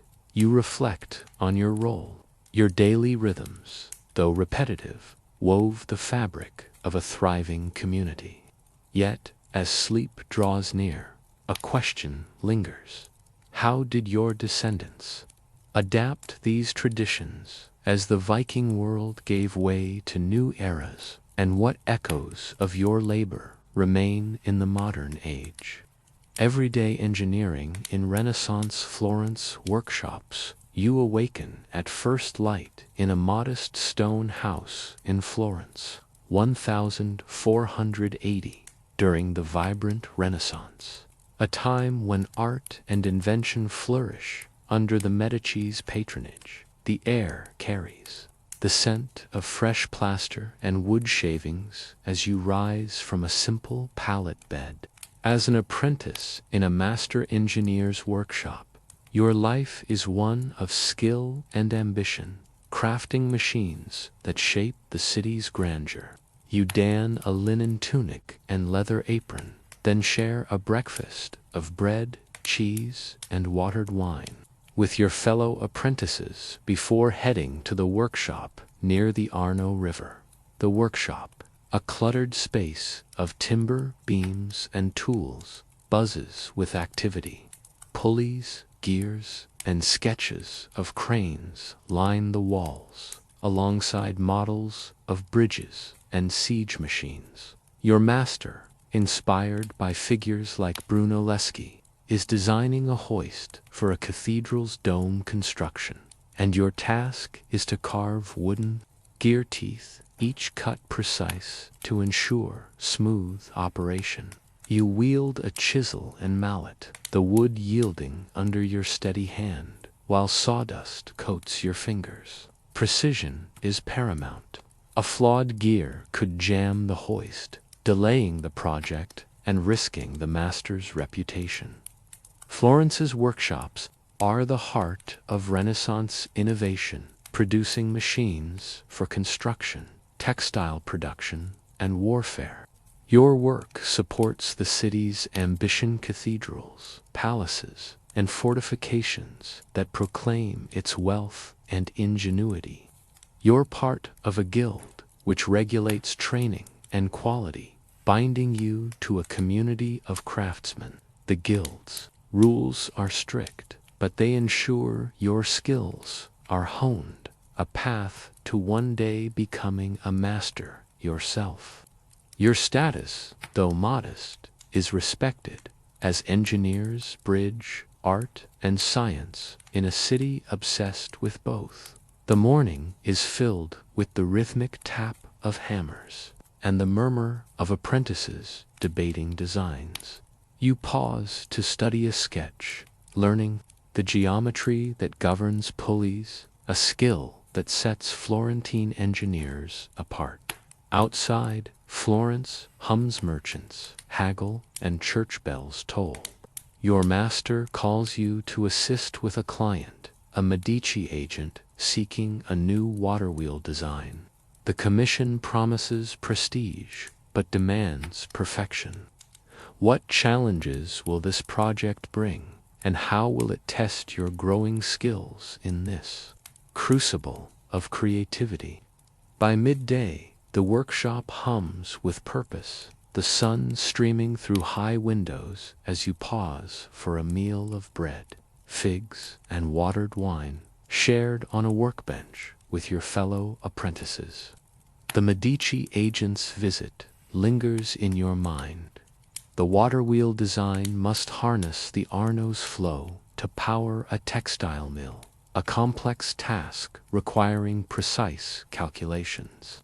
You're tasked with sketching a gear system, using a compass and ruler to draft angles on parchment, your hands steady despite the pressure.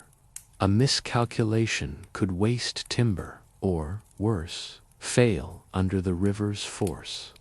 Kindling your master's disapproval, your afternoon involves assembling a model of the waterwheel, carving oak paddles and fitting them to a small-scale axle. The workshop is a symphony of sound saws, rasping, hammers, tapping, and the occasional curse as an apprentice nicks a finger. You consult a tattered copy of Vitruvius's De Architectura, its Latin text, a guide for ratios and mechanics, a treasure. In a world where books are scarce, your master, pacing, critiques your sketch, urging greater precision. His words sharp, but tempered by the mentorship that defines the guild system. The workshop is a microcosm of Florence's ambition, blending craftsmanship with emerging science. You collaborate with a metalworker to forge iron brackets, bartering your labor for his expertise, a common practice among artisans. The city's competitive spirit drives you. Rival workshops vie for Medici contracts, and your master's reputation hinges on your collective success. Outside, Florence thrives. Artists like Botticelli paint nearby, their work fueled by the same inventive spirit that powers your gears. The physical toll is real. Your hands ache from carving, your eyes strain from fine measurements, but the intellectual thrill of solving mechanical puzzles sustains you. You visit a small chapel during a break, offering a prayer to Saint Joseph, patron of craftsmen, for clarity in your work. As evening nears, you test the model, spinning it by hand to check its balance. The water wheel project looms large, its success tied to your skill and the workshop's reputation.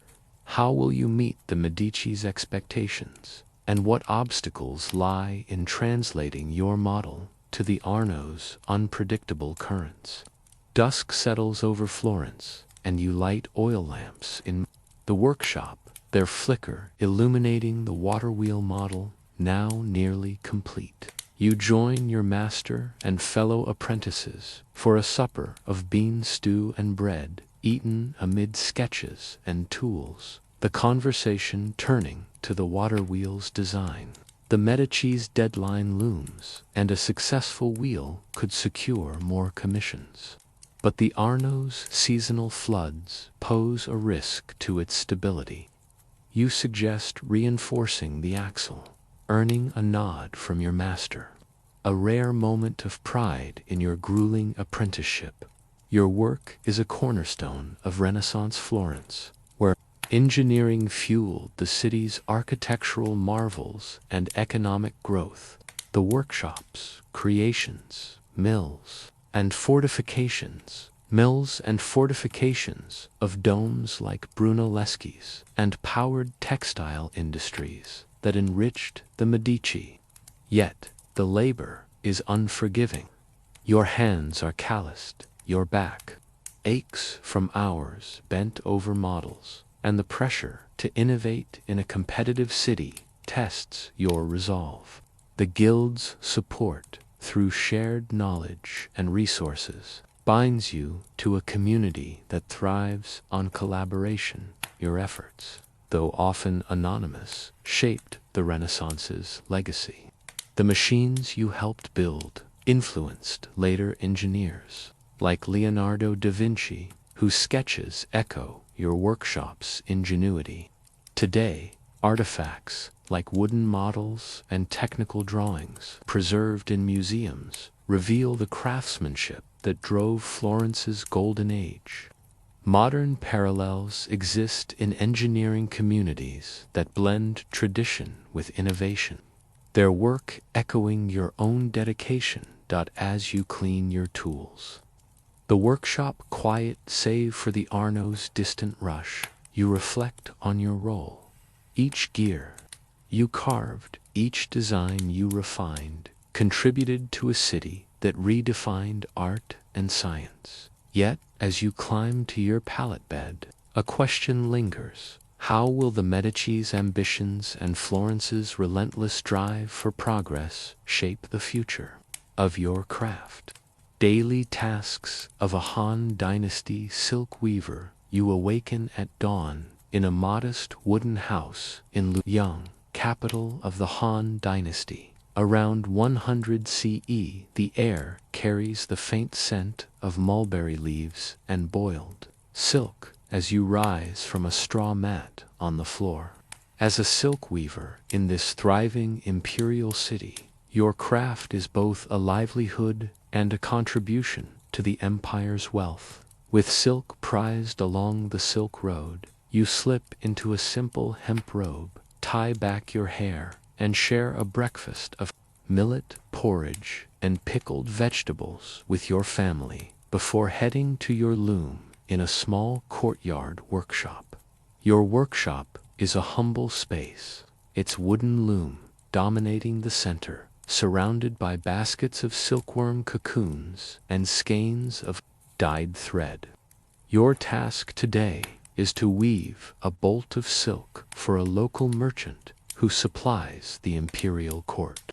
The process begins with unwinding cocoons in hot water, your fingers deftly pulling the delicate filaments to spin into thread, a skill honed since childhood. The loom's rhythmic clack fills the air as you pass the shuttle, creating intricate patterns that reflect the Han's love for symmetry and elegance. Each movement is precise. A single broken thread could ruin the fabric's value. Silk weaving is central to the Han economy. With Luoyang's markets bustling with traders from as far as Persia and Rome, your work supports this global trade. But its grueling long hours bent over the loom strain your back, and the damp air from boiling cocoons chaps your hands. You're part of a weaver's cooperative, a group that shares resources and negotiates prices, ensuring your silk reaches the market fairly. Your status is modest, but silk weavers are respected, their craft fueling the empire's prestige. The morning is quiet, broken only by the loom's hum and the chatter of neighbors tending mulberry trees, vital for silkworm feed. Your husband tends a small garden plot, while your daughter learns to spin thread, her small hands mimicking yours. You pause to offer incense at a household shrine to Canopus, god of sericulture, praying for a flawless weave. As you work, a messenger arrives from the cooperative, announcing a rush order for the imperial palace. What demands will this place on your craft, and how will you balance quality with the pressure of imperial expectations? By midday, the sun warms your courtyard workshop, and you pause to sip tea, its bitter warmth a brief respite from the loom's demands. The palace order a set of silk robes for a court ceremony, requires vibrant red dye and intricate cloud patterns, a task that tests your skill and speed. You prepare the threads, soaking them in a dye vat made from crushed madder. Root, your hands stained red, the loom clacks faster now, your focus intense to avoid flaws that could disgrace your cooperative before the emperor's officials. Your afternoon is consumed with weaving, the shuttle darting between threads to form delicate motifs. The palace's standards are exacting, and you consult a pattern book, its ink drawings guiding your design. The work is taxing. Your eyes strain from tracking fine threads, and your shoulders ache from hours at the loom. Yet, the rhythm is meditative, tying you to generations of weavers who silk-clothed Han nobility and traveled distant trade routes. Your cooperative provides support, lending extra cocoons from a neighbor's stock, a reminder of the community that sustains your craft. Luoyang's markets pulse with life, and your silk fuels this prosperity, coveted by merchants who trade it for jade or spices. The cooperative negotiates with these traders, but the palace order brings scrutiny. Imperial agents may inspect your work, and a single imperfection could cost your reputation. You share a quick lunch of rice and beans with your husband, discussing the need for more mulberry leaves to feed the silkworms, a costly expense. During a break, you visit the shrine, offering a silk scrap to Canopus, seeking strength for the task ahead. The Han dynasty's stability fosters your craft, but the pressure to meet imperial demands tests your resilience.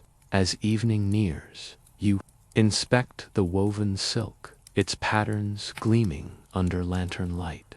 The palace order looms large, its success vital to your family and cooperative. How will you meet the deadline, and what challenges await in ensuring your silk satisfies the court's exacting standards? Night falls, and you light a bamboo lantern, its glow illuminating the near-finished silk, its red patterns shimmering with promise. You join your family for a supper of rice, fish, and bamboo shoots. The courtyard quiet, save for the soft clack of chopsticks. The palace order dominates conversation. Its completion could bring favor, perhaps enough coin to expand. Your silkworm shed, but the deadline is tight. You carefully fold the silk, storing it in a wooden chest to protect it from dust. Your hands trembling with fatigue, your craft is a cornerstone of Han society. Its silk, a symbol of imperial power and a currency of trade across Asia. The work's toll is heavy aching joints, strained eyes, but the cooperative support and your family's shared labor sustain you. Neighbors supply mulberry leaves when yours run low, and your daughter's growing skill at spinning promises continuity.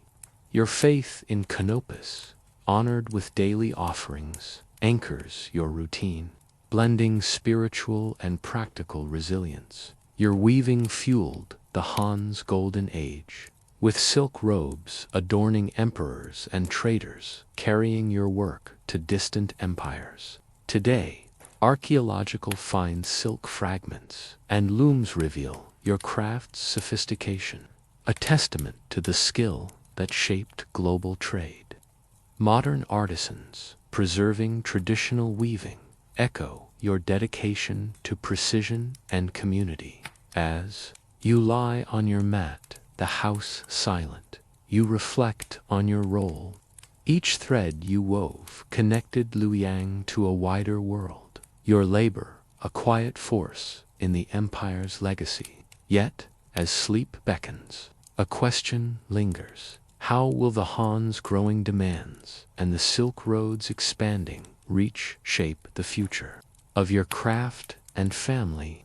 Asterisk, asterisk, a day in the life of a medieval European peasant. You awaken before dawn in a small wattle-and-daub cottage in a rural village in England. Around 1250 CE, during the heart of the medieval period, the air is damp and cool, heavy with the scent of straw and wood smoke, as you rise from a pallet stuffed with straw on the dirt floor.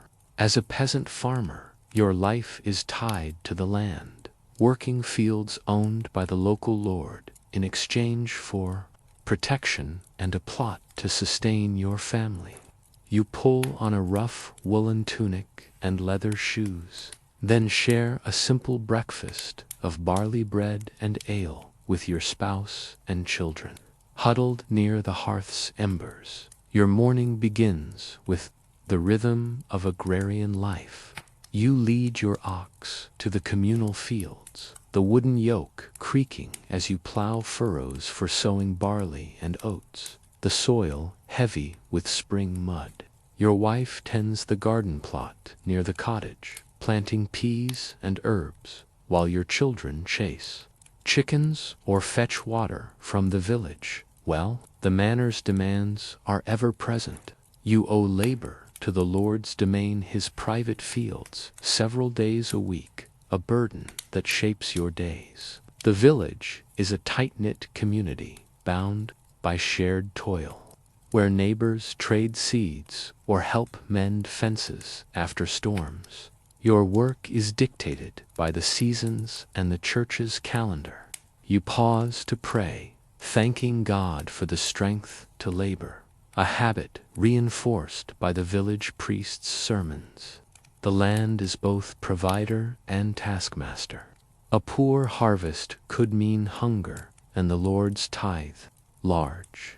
The village hums with activity, sheep bleating, a blacksmith's hammer ringing as you guide the plow, your hands calloused from years of toil. Life is precarious. Illness or a bad season could upend your fragile stability, and tales of bandits in the nearby woods add a thread of fear as you work the fields.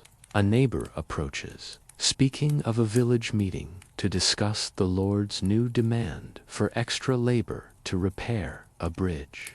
What pressures will this bring, and how will the village balance its obligations to the manor with the needs of its own survival? By midday, the sun warms the fields, and you pause to share a meal of pottage, thick stew of beans and herbs, with your family under a tree's shade. The talk of the Lord's bridge repair weighs heavily. It will pull you from your own fields, risking your crop's success. You return to work, sowing seeds with a steady hand. While your wife spins wool from the village's sheep, the spindle twirling as she prepares thread for weaving.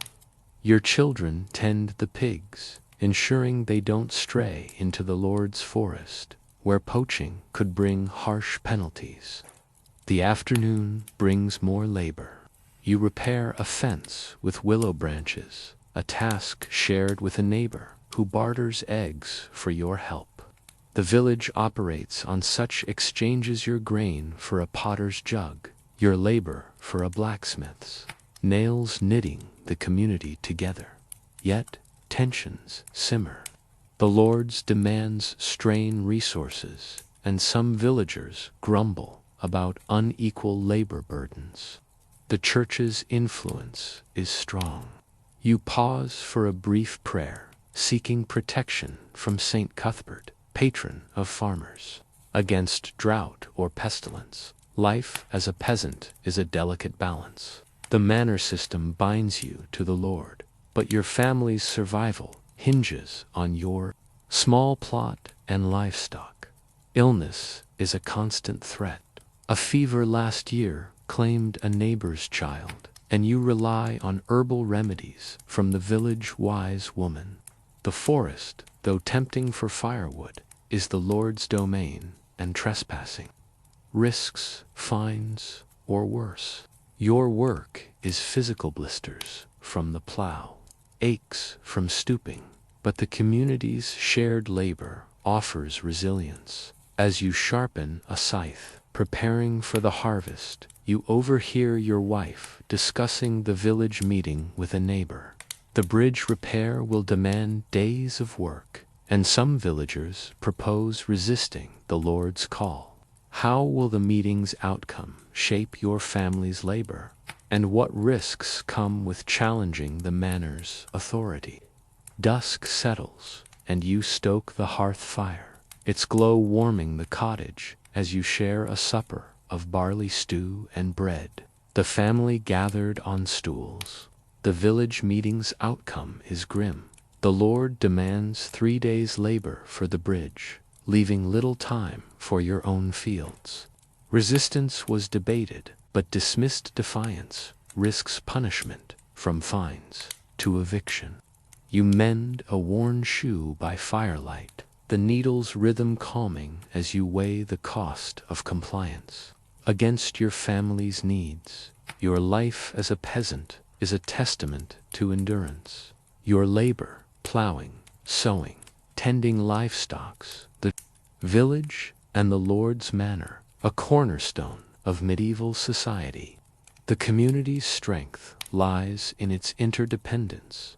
Neighbors share tools, labor, and knowledge, from planting techniques to herbal cures. Your faith, rooted in the church, offers solace. Sunday Mass at the village chapel binds the community, its prayers a shield against hardship. Yet the Lord's demands and the land's unpredictability test your resilience. With hunger a constant shadow, your work, though uncelebrated, shaped the medieval world. The crops you grew sustained villages, markets, and monasteries, while your labor built the infrastructure of feudal life. Today, historians uncover your story in manorial records and archaeological finds, worn plows, humble cottages, revealing the backbone of a society built on peasant toil. Modern parallels exist in rural communities that rely on shared effort, their resilience echoing yours. As you lie on your pallet, the cottage quiet, save for the fire's crackle, you reflect on your role. Each furrow you plowed, each seed you sowed, was a thread in the fabric of your village's survival. Yet, as sleep draws near, a question lingers. How will your descendants navigate the shifting tides of feudal obligations and emerging markets? In the centuries ahead, The steady work of an ancient Egyptian potter. You awaken at dawn in a mud brick house in Thebes, Egypt, around 1400 BCE, during the New Kingdom's height under the reign of Amenhotep III. The air is warm and dry, carrying the earthy scent of the Nile's silt as you rise from a woven reed mat. As a potter in this thriving city, your craft supplies vessels for households, temples, and tombs, a vital trade in a society revering both the living and the dead. You, Dan, a linen kilt, share a breakfast of flatbread, dates, and beer with your family, and head to your workshop in a sunlit courtyard. Your workshop is a simple setup, a low wheel of wood and stone, piles of Nile clay, and tools made of bone and flint. Today, you're shaping jars for a local brewer, kneading the clay to remove air, then spinning the wheel with your foot to form smooth, rounded vessels. Your hands, slick with mud, guide the clay's rise, a skill passed down from your father. The jars must be sturdy yet elegant, their surfaces polished with a pebble before firing in a kiln fueled by straw and dung.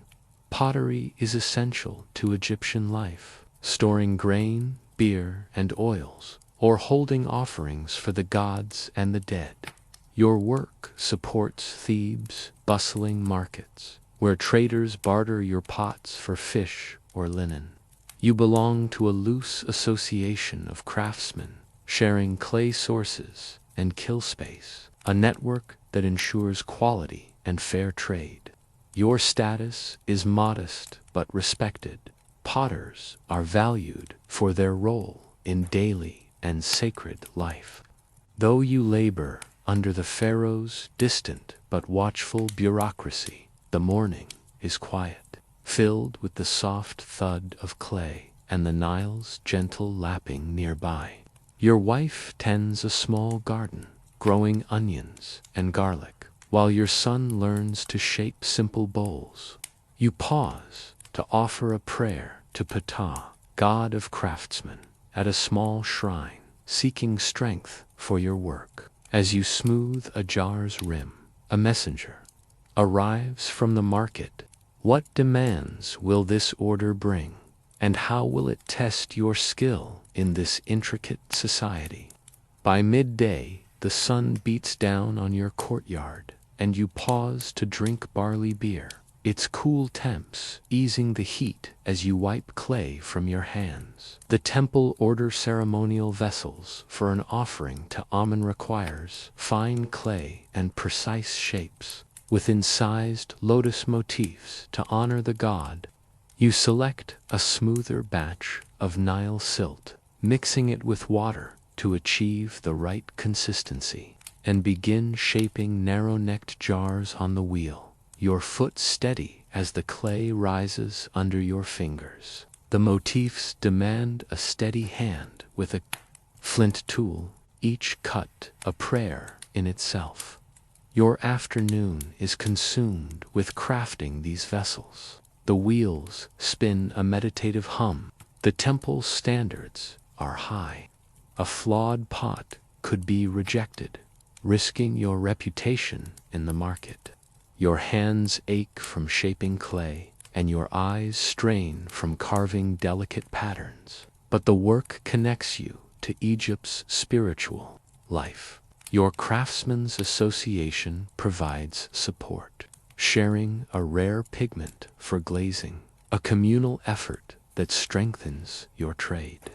Thebes' economy thrives on such collaboration, with potters, brewers, and scribes, interdependent, their goods flowing to temples and beyond. The city pulses around you merchants, haggling, priests chanting across the Nile.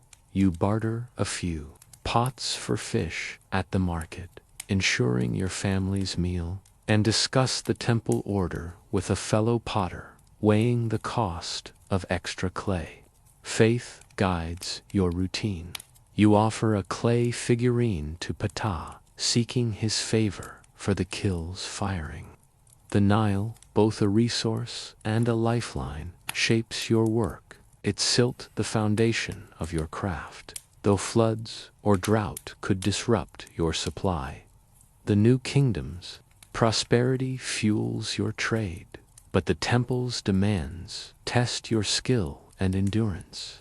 As evening nears, you stack the jars for firing, checking the kill's heat. The festival order is a chance for honor, but also pressure. How will you ensure the vessels meet the priest's expectations? And what challenges lie in balancing your daily work with this sacred task?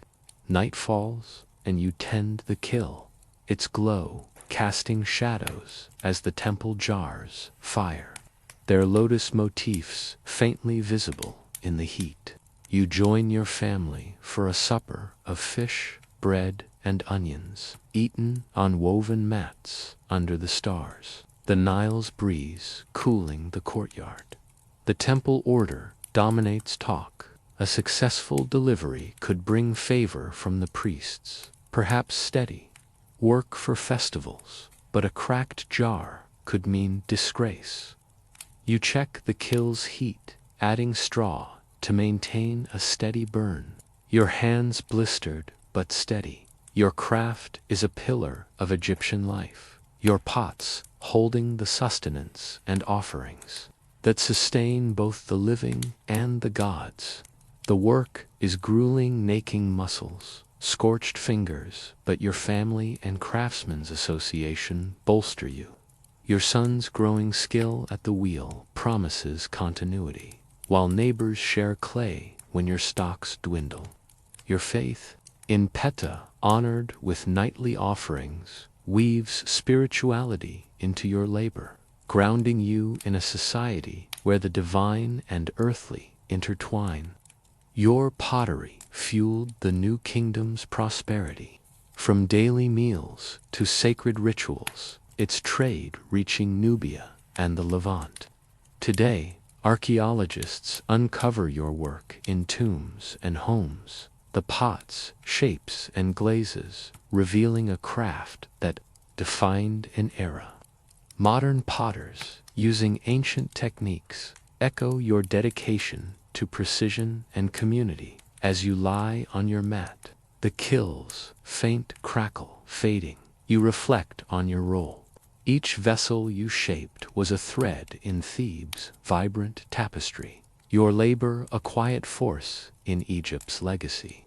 Yet, as sleep beckons, a question lingers. How will the empire's growing demands and the Nile's unpredictable rhythms shape the future of your craft and family? Asterisk, asterisk, the routine of a Mesopotamian scribe. You awaken at dawn in a mud-brick house in Babylon, Mesopotamia, around 1800 BCE, during the reign of Hammurabi. The air is warm, tinged with the scent of baked clay and palm wood as you rise from a reed mat on the floor. And temple accounts is vital to this bustling city-state. You don a linen kilt, share a breakfast of barley flip bread, and head to the scribal school attached to the Temple of Marduk. Your workspace is a small room with clay tablets stacked on shelves, a reed, stylus, and a bowl of water to soften clay. Today, you're tasked with transcribing a merchant's trade contract, pressing wedge-shaped marks into a damp tablet with precise strokes to record quantities of wool and silver. The cuneiform script, with its hundreds of signs, demands years of training, and your steady hand reflects a decade of practice. Mistakes are costly. A miswritten sign could alter a contract's meaning, so you work slowly. Your work supports the city's economy, connecting merchants, farmers, and priests in a web of trade and ritual, placing you above laborers but below nobles. Your role is respected, as literacy is rare. and your tablets are the empire's memory, preserved in baked clay. The morning is quiet, filled with the soft scratch of your stylus and the distant murmur of Babylon's markets.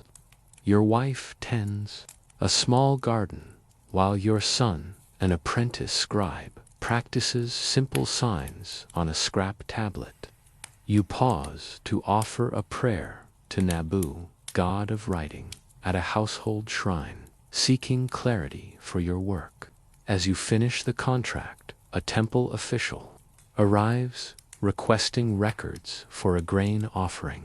What demands will this task bring, and how will it test your skill in this intricate, record-driven society? By midday, the sun heats your small workspace, and you pause to sip beer. Its earthy taste, a brief reprieve from the meticulous task of cuneiform. You prepare a fresh clay tablet, smoothing it with a wooden tool, and begin inscribing, your stylus carving signs for barley and offering with care. The temple's scrutiny is intense. Errors could offend priests or disrupt the festival. The stylus' steady rhythm grounding you. The work strains your eyes, deciphering complex signs, and your fingers cramp from pressing into clay. But it ties you to Babylon's heart, tits, temples, and gods. Your guild offers support, sharing rare styluses when yours dulls, a communal bond that sustains your craft. Babylon's markets bustle nearby, traders exchanging your tablet's records for goods like wool or dates, linking your work to the city's prosperity. You share a lunch of bread and lentils with your son, correcting his cuneiform practice. A reminder of your role in passing down this art. Faith shapes your routine. You offer a clay token to Nabu, praying for wisdom to avoid errors. The city's vibrancy surrounds you merchants, shouting. The temple order's urgency grows.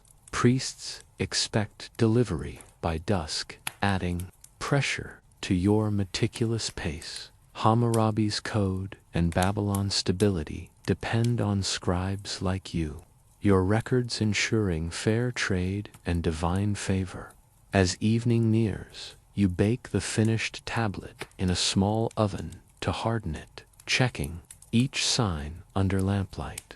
The festival record is critical, its success tied to your precision. How will you meet the temple's expectations, and what challenges lie in balancing your daily duties with this sacred task? Night falls, and you light an oil lamp, its flicker illuminating the baked tablet, its cuneiform signs crisp and clear. You join your family for a supper of barley, stew, dates, and beer, eaten on woven mats in the courtyard. The night air cooling Babylon's heat. The temple order is complete, ready for delivery, but its success weighs on you. A flawless tablet could earn favor, perhaps a commission for royal records. You wrap the tablet in cloth, protecting it from cracks, your hands sore but steady. Your role as a scribe is a cornerstone of Mesopotamian society. Your tablets preserving laws, trade, and rituals that sustain the empire. The work is taxing strained eyes, cramped hands, but your guild and family bolster you. Your faith in Nabu, honored with nightly offerings, weaves spirituality into your labor, grounding you in a world where writing is sacred. Your tablets, many surviving in archaeological troves, reveal Babylon's complexity, its laws, commerce, and devotion. They fueled Hammurabi's empire, ensuring order and prosperity, and their legacy endures in modern record-keeping traditions. Scribes like you were the unsung architects of civilization. Your work, a bridge between past and present, as you lie on your mat, the city's hum fading. You reflect on your role. Each tablet you inscribed was a thread in Babylon's tapestry, your labor a quiet force in its legacy. Yet, as sleep beckons, a question lingers. How will the empire's growing complexity and regional trade shape the future of your craft and family? Asterisk, asterisk, the daily grind of a Roman baker. You awaken before dawn in a modest insula apartment in Rome. Around 100 CE, during the Pax Romana, under Emperor Trajan, the air is thick with the scent of flour and wood smoke as you rise from a straw mattress. As a baker in this bustling metropolis, your bread feeds citizens from slaves to senators, a vital trade in a city of 1,000,000 souls. You, Dan, a linen tunic, share a breakfast of bread, olives, and diluted wine with your family, and head to your bakery, a small shop near the Forum. Your bakery is a cramped space dominated by a stone oven and a donkey-driven mill for grinding grain. Today, you're baking flatbreads for a local tavern, kneading dough from Emor wheat, your hands dusted with flour as you shape rounds on a wooden table.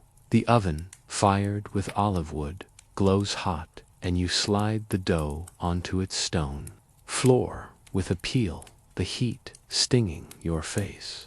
Precision matters. Overbaked bread won't sell, and your reputation depends on consistency. Baking is central to Roman life, with bread a staple for all classes, from coarse loaves for the poor to fine white bread for the elite. Your bakery serves the neighborhood, and you're part of a baker's guild, which regulates prices and quality, ensuring your trade's stability. Your status is modest but respected. Bakers are essential in a city reliant on grain from Egypt and North Africa.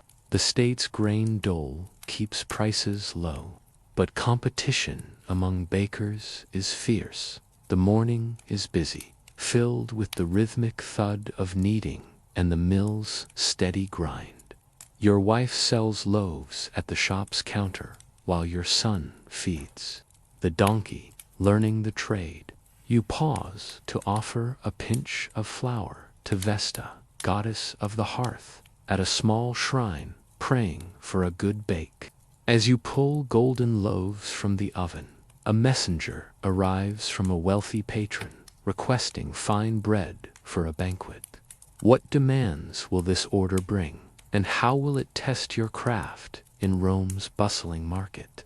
By midday, the bakery's the oven's heat mingling with Rome's summer warmth as you pause to sip watered wine, flour clinging to your sweat-dampened tunic.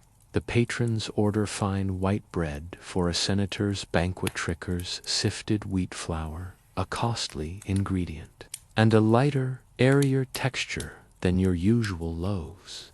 You grind the grain finer, using the donkey mill, and knead the dough with extra care, adding olive oil to enhance its softness.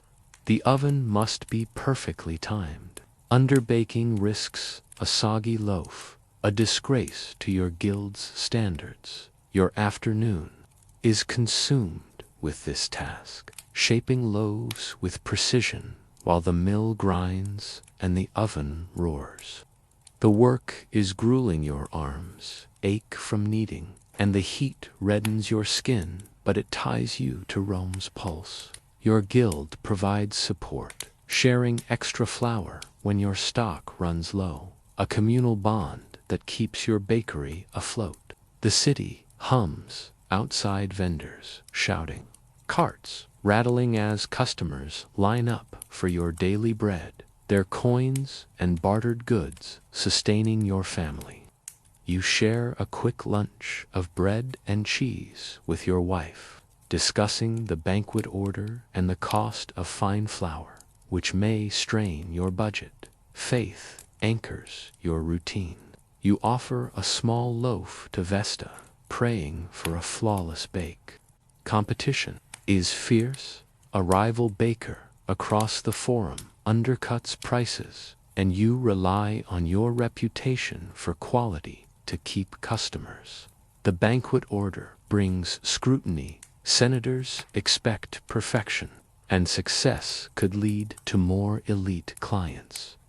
Rome's prosperity, fueled by its empire, depends on bakers like you, your loaves sustaining both plebeians and patricians. As evening nears, you pull the fine loaves from the oven, their golden crusts promising success. The banquet order tests your skill and resources. How will you meet the senator's expectations, and what challenges lie in balancing this high-stakes task with your daily trade? Night falls, and you dampen the oven's fire, its embers glowing as you inspect the banquet loaves, their white crusts crisp and perfect. You join your family for a supper of lentil stew, bread and wine, eaten in the bakery's back room, the city's hum fading outside. The banquet order is ready for delivery, a potential step toward favor with Rome's elite, but its cost has stretched your resources thin. You wrap the loaves in cloth, your hands dusted with flour, hoping they'll impress the senator's guests. Your craft is a cornerstone of Roman life, your bread nourishing a city that spans an empire. The work is exhausting, sore muscles, scorched skin, but your family and guild sustain you. Your son's growing skill at the mill ensures the trade's future, while neighbors barter fish for your loaves. Your faith in Vesta, honored with nightly offerings, weaves spirituality into your labor, grounding you in a society where the hearth is sacred. Your bakery, like those preserved in Pompeii, fueled Rome's golden age, its ovens feeding the masses. And the powerful, today, archaeological fines mills, ovens, and carbonized loaves roll your craft's role in daily life, a testament to the labor that sustained an empire. Modern bakers, preserving traditional techniques, echo your dedication to quality and community. As you lie on your mattress, the bakery quiet, save for the donkey's soft bray, you reflect on your role. Each loaf you baked was a thread in Rome's vast tapestry, your labor a quiet force in its legacy. Yet, as sleep beckons, a question lingers. How will the empire's growing demands and shifting trade routes shape the future of your craft and family? Asterisk, asterisk, the craft of an Indus Valley potter. You awaken at dawn in a mud-brick house in Harappa, a thriving city of the Indus Valley Civilization. Around 2500 BCE, the air is warm, laced with the scent of river clay and drying reeds as you rise from a woven mat on the floor. As a potter in this sophisticated urban center, your vessels used for storage, cooking, and trade are essential to daily life. You don a cotton loincloth, share a breakfast of barley flatbread and curd with your family, and head to your workshop. In a courtyard shaded by acacia trees, your workshop is a simple space, a wooden potter's wheel, piles of river clay, and tools of wood and bone. Today, you're crafting storage jars for a merchant trading with distant cities like Mohenjo-Daro. You knead the clay to remove impurities, then spin the wheel with your foot, shaping the clay into wide-mouthed vessels with smooth, curved walls. Your hands, slick with mud, guide the form, a skill honed over years. The jars will be fired in a communal kiln, their surfaces painted with black geometric patterns, a hallmark of Harappan craftsmanship. Pottery is vital to the Indus Valleys. Economy, supporting trade and storage in a society known for its urban planning and standardized weights. You're part of a potter's cooperative, sharing kilns and clay sources, which ensures quality and fair exchange in Harappa's markets. Your status is modest but valued. Potters sustain households and commerce, though you work under the oversight of city officials who regulate trade. The morning hums with the wheels spin and the chatter of neighbors tending crops or weaving. Your wife prepares dyes for painting pots, while your daughter learns to shape small bowls. You pause to offer a clay figurine to a household shrine, praying for a strong firing. As you finish a jar, a trader arrives, requesting fine pots for a caravan. What demands will this order bring, and how will it test your craft in this interconnected civilization? By midday, the sun blazes over your courtyard, and you pause to drink water, the clay dust clinging to your hands as you cool off under the acacia's shade. The traders order fine pots for a caravan to Mesopotamia requires thin-walled vessels with intricate red and black designs, a challenge to your skill and speed. You select finer clay, sieving it carefully, and shape delicate jars on the wheel, your foot steady as the forms rise. You paint geometric patterns with a reed brush, each line precise to meet the trader's standards for distant markets. Your afternoon is consumed with this task. The wheels hum, blending with the courtyard's quiet. The work strains your eyes, tracing fine designs, and your back aches from bending over the wheel, but it connects you to the Indus Valley's vast trade network. Your cooperative supports you, sharing a rare ochre pigment for painting, a communal effort that strengthens your craft. Harappa's markets thrive nearby, with traders bartering your pots for beads or grain, linking your work to cities as far as the Persian Gulf. You share a lunch of lentils and flatbread with your wife, discussing the caravan order and the need for more clay, a costly resource. Faith guides your routine. You offer a painted shard to the shrine, seeking blessings for a flawless firing. The city pulses around you, artisans crafting seals, children playing in alleys, but your focus remains on the pots, each one a testament to Harappan precision. The trader's order brings scrutiny.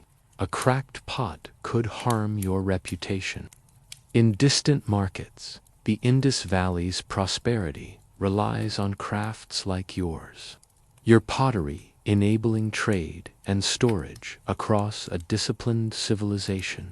As evening nears, you stack the jars for firing, checking the kill's heat. The caravan order tests your skill and resources. How will you ensure the pots meet the trader's expectations? And what challenges lie in balancing this high-stakes task with your daily work?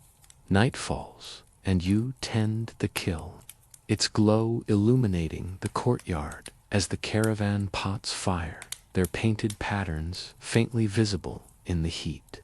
You join your family for a supper of barley porridge and dried fish, eaten under the stars.